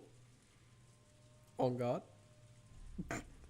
In the Golden Land, the endless rain continued to fall. Badler was nowhere to be seen. It would very soon reach the time that Badler had joined in on the 5th game, and control of the pieces would be passed on to Badler. In other words, he would only be officially added to the game now in this final stage, where Bernkastel had pinpointed the culprit. So, he had left the arbor a short while ago. Now, the only ones in sight were Virgilia, who continued to knit silently, and Beato, who just sat there blankly amidst the smell of her black tea, not even putting the cup to her lips.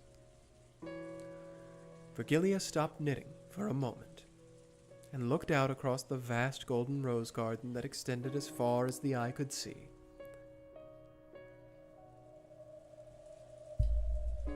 I believe it's safe to say that at least in the game over who the culprit is, Badler has gained such strength that he will never surrender again. By the 4th game, you had sent him all your messages. In other words, at this time, Badler-kun is capable of realizing the truth at any moment. However, he is still soft in some ways. So, even if the games continue like this 100 times, he won't solve it for all eternity. He'll just wander forever, like someone trying to find the blue bird. And that is you, Beatrice. It's the same for you. Even if this game continues hundreds more times, you will never reach the answer you seek for all eternity. Bernkastel will abuse this game without a doubt. Lambda Delta will also churn this game about with the utmost arrogance.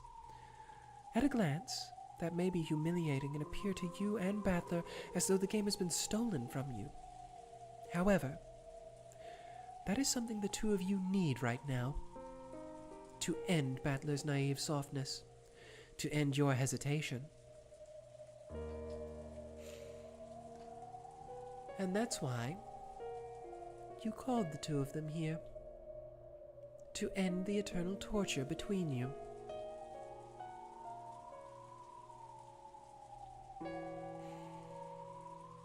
Those two will bring you either to victory or defeat. But no matter how it goes, that result has already been filled with compassion. You should understand that as well by now. Virgilia faced Beato, whom she had come to adore as a daughter, with cold eyes that she must not have shown often. It was like the gaze of a mother who, instead of scolding, silently urges their child to recognize their mistake.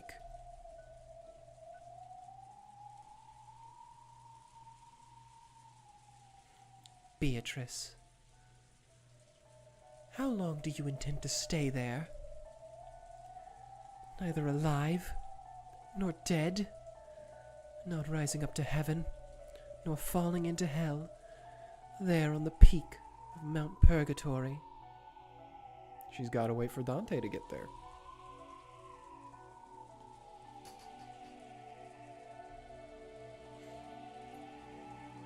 I am Virgilia. I have guided him through Purgatory and brought him to you at its peak. And you are Beatrice. You must choose whether to take his hand and rise up to heaven, or grab him and fall into hell.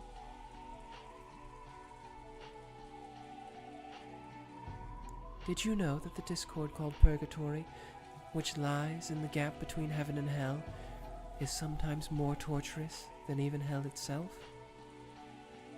On the gates of hell, it is written that you must abandon all hope.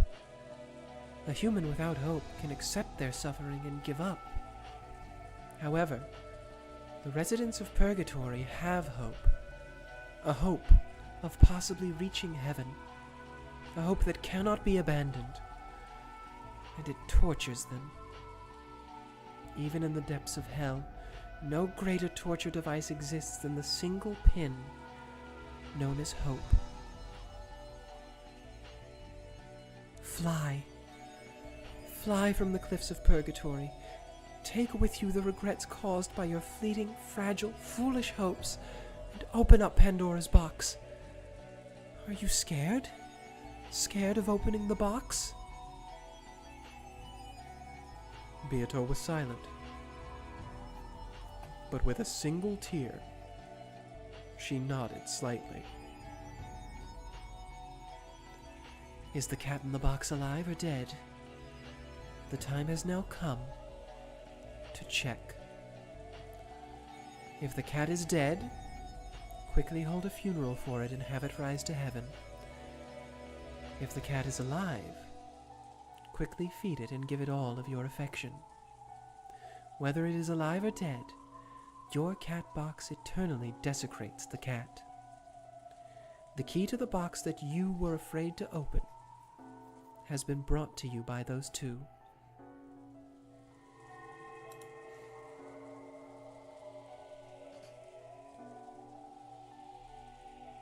Beatrice, it's time for you to die now. I hope that your heart is stopped by the hand of the person you desire.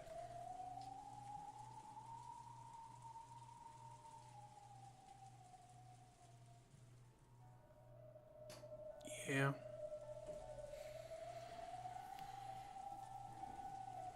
That's the end of the chapter.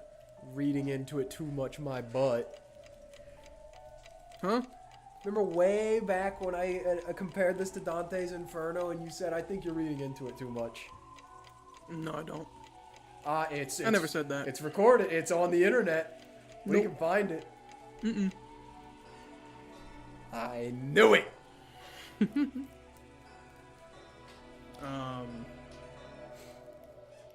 But yeah, we probably won't do this whole next chapter, but I do think we should go a little bit into it before we end fine for with the that. day. Just a wee bit. I know what I'm trying to get to, so I think I do anyway. Oh, well, would you look at that? Let's get into it a little bit here. Okay. This looks vaguely similar to when Ava became Beatrice, but not quite the same. The architecture seems similar, though. All of the pieces from the game board were gathered. All of the humans, furniture, witches, and the witches on an even higher level had gathered in one place.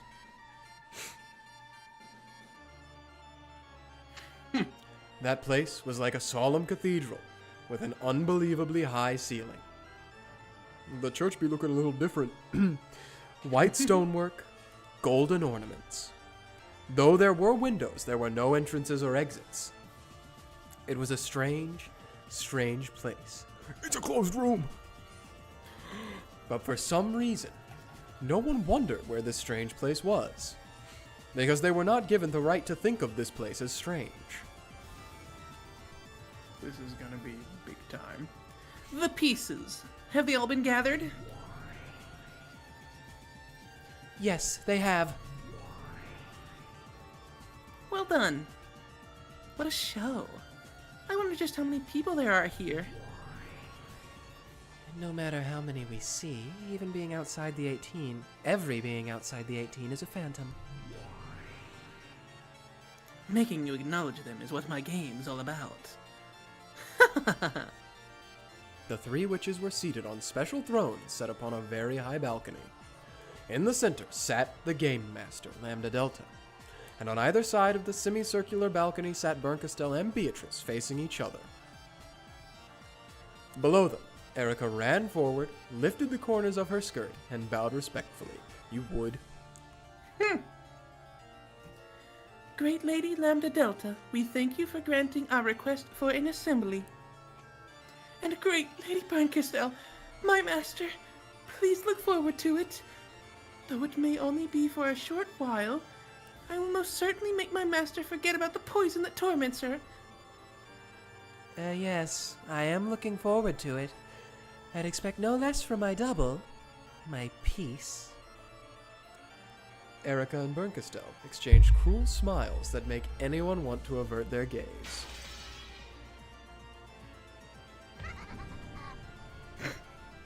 That was really funny to me for some reason. Listen up, witches and humans! I hereby announce that with this assembly of witches gathered, the Court of Illusions will now begin! Well, what a perfect night for a court of illusions. Halloween. The commander of the game spoke with words of power. Though her words were spoken within such a vast space, they rang out with the force of a bell in a bell tower. Your lives and roles as they correspond to this game are over. The fifth game is now closed and the 2400 answer session shall begin. Well, I'd like to get started quickly, but why don't we have everyone quickly introduce themselves first? After all, there are so many people here. I am Lambda Delta, the Witch of Certainty and the new commander of this game. Bernkastel, Witch of Miracles. My goal is to penetrate Beatrice's illusion of the witch. I am the Endless Witch Beatrice. My goals are to claim my own existence and to protect Natsuhi and Kinzo.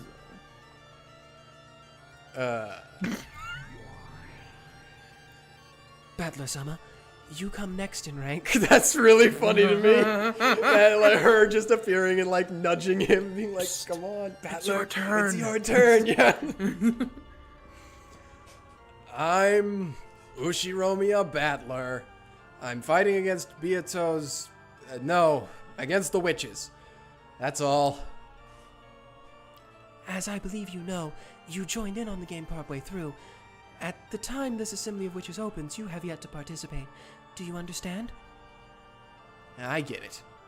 You probably mean I don't have the right to speak for a while, right? Thank you for understanding. Even though Battler held a rank near that of witches, he sat on the foremost of the benches shared with the other relatives, all by himself at one end. He is the head, after all. He met the gaze of Beato, who was up on the balcony.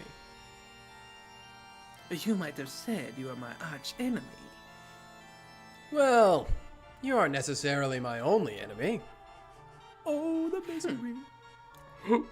Coming in 2 days, by the way. Arcane season. Yeah. Let's take this game back. It belongs to us. Yeah. I almost said I was fighting against Beato's illusion of the witch. Since the beginning, Beato has been my only enemy. But right now, Erika and those witches who started toying around with Beato's tail are also my enemies. Every single- my gosh. Sorry, I was just looking at the cast list for this chapter. Everyone is here. It certainly seems like it. I didn't mention, but in the last chapter it had Nanjo listed twice, and all I'm saying is Nanjo Tris. Non-Jotris?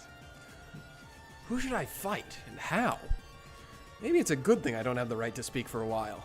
I'll calm down and coolly watch over everything. Well, I mean, I feel like it's pretty plain and simple that you're trying to wrestle the game back from the other two right now, so I wouldn't even worry about beating Beatrice for the time being. Yep. I am the detective and the one who called for this assembly of witches, Furudo Erika. I will expose the culprit of the 5th game and stick a charming period on the end of this tale. Erika greeted the witches above her and the humans behind her once again. I'm also looking forward to it. Okay, remaining pieces, introduce yourselves in whatever order. Humans, introduce yourselves, all of you.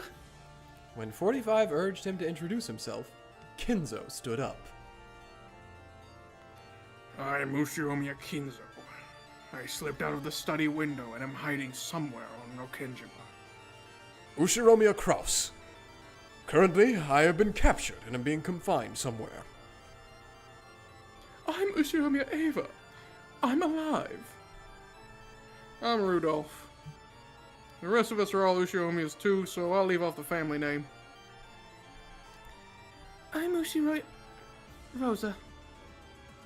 I was killed on the first twilight.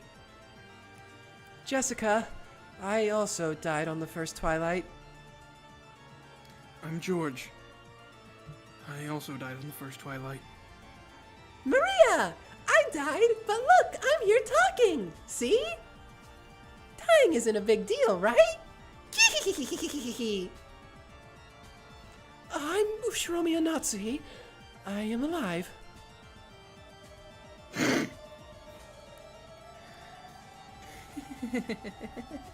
What do you mean by that? What do you mean by that, Erika? Hideyoshi here. I was killed just a short while ago. Kyrie, I'm still alive. Nanjo, I'm also hanging in there. My name is Genji. I passed away on the first twilight. I'm Shannon. I'm still alive. I'm Canon. I'm also alive. I'm Goda. Pleased to meet you, everyone. It's still so funny to me, the idea that, like, he just signed up to be the chef here. Yeah, now and he he's just at got roped into this. Weirdest job he's ever taken. Yep. I am Kumasawa. Pleased to meet you. Everyone in some way is like connected to the Ushiromiyas in like some deep way, like they've served them for a really long time, or they're related to them in some way, except Goda. Goda has just been here for like 2 years so far. Now, on to the witches! Everyone, introduce yourselves! Oh my gosh. That's a lot of candelabras. We're just gonna pan over to the other side real quick. Vergilia's group could also be seen. Unlike the floor Beato's group was on, the second floor had a balcony that looked like a raised audience seating, and they sat there looking down as though they were at a theater. My name is Vergilia. I am Beatrice's teacher. But I'm Gab. Making corpses disappear is my job. Ronove, I'm in charge of making black tea. interesting descriptions. Oh boy. They're back! Finally! I've missed you, Seven Sisters. I greet you in the name of the 7 Sisters of Purgatory. I served in the murder of Hideyoshi on the second twilight. I was wondering who it was. The 7 Sisters, of, Sisters Purgatory, right here. Oh, you didn't throw in the British. Nope. If I have an excuse not to, I'm not gonna. Let us then have Lady Erika's furniture introduce themselves. Gertrude, I am an assistant inquisitor of heresy. Cornelia, I am an assistant inquisitor of heresy. The 2 of them could also be seen on the second floor audience seating. They sat apart from Virgilia's group. Then, Dlanor, who was seated between the 2, slowly stood up. She's so cool. She had a presence and dignity about her, as though she was overseeing everything from that place. Her eyes are yellow. They are. Dlanor A. Knox is my name. I am Lady Erika's primary assistant.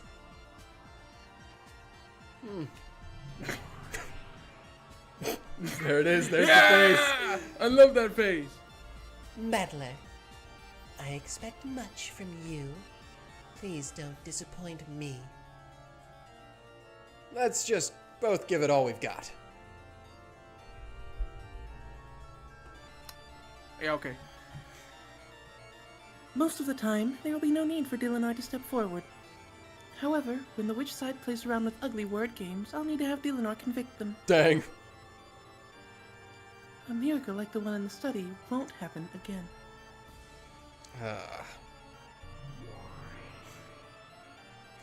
And finally, let us introduce ourselves. We are the Shyster Sisters Imperial Guards, who have been tasked with management of proceedings at this assembly of witches. Hello, everyone! Nya nya! This ends the introduction of all pieces. A total of 38 people are present here. Dang. There are 38 characters in the 5th game. But if you added all the pieces from the previous games too, it would probably rise even higher. That is how math works. Yeah. This game, which has so often been likened to chess, now has far more pieces than a chessboard. Very well. Then I guess we'll get started. Let the person who called this meeting begin. Oh, excuse me, Mr. Goat. Refill my drink. And some popcorn for me. Yeah, that's right. The one who decided demons ought to eat popcorn when watching a play was you, after all. Yes, I intend to enjoy this. And I could get some black tea, and could I get some black tea and mustard miso? That doesn't sound good. No. I've had miso and mustard separately. They don't sound good put together. I like miso. I don't like mustard. Erika, begin. I'm already starting to get bored. Okay, that's where we'll leave it. Oh! Wow. I Alright, knew we we wanted to were get to the next we were song, getting but- towards the end at some point, but I didn't expect this. Yep. 5th game is over, ladies and gentlemen. We are at the end. Lambda Delta proclaimed it. 5th episode is over. Now Or we're 5th game, not the episode. Yeah, we're in the answers arc of the answers arc, Yep. Time for court. which is the best part of Umineko. So, Yeah. Get your gavels ready. If you thought the Kinzo study was a battle, get ready. It's about now, to turn is up. there anything new in here? I don't believe so. I don't think so. Let's make sure before we hop off. Yeah.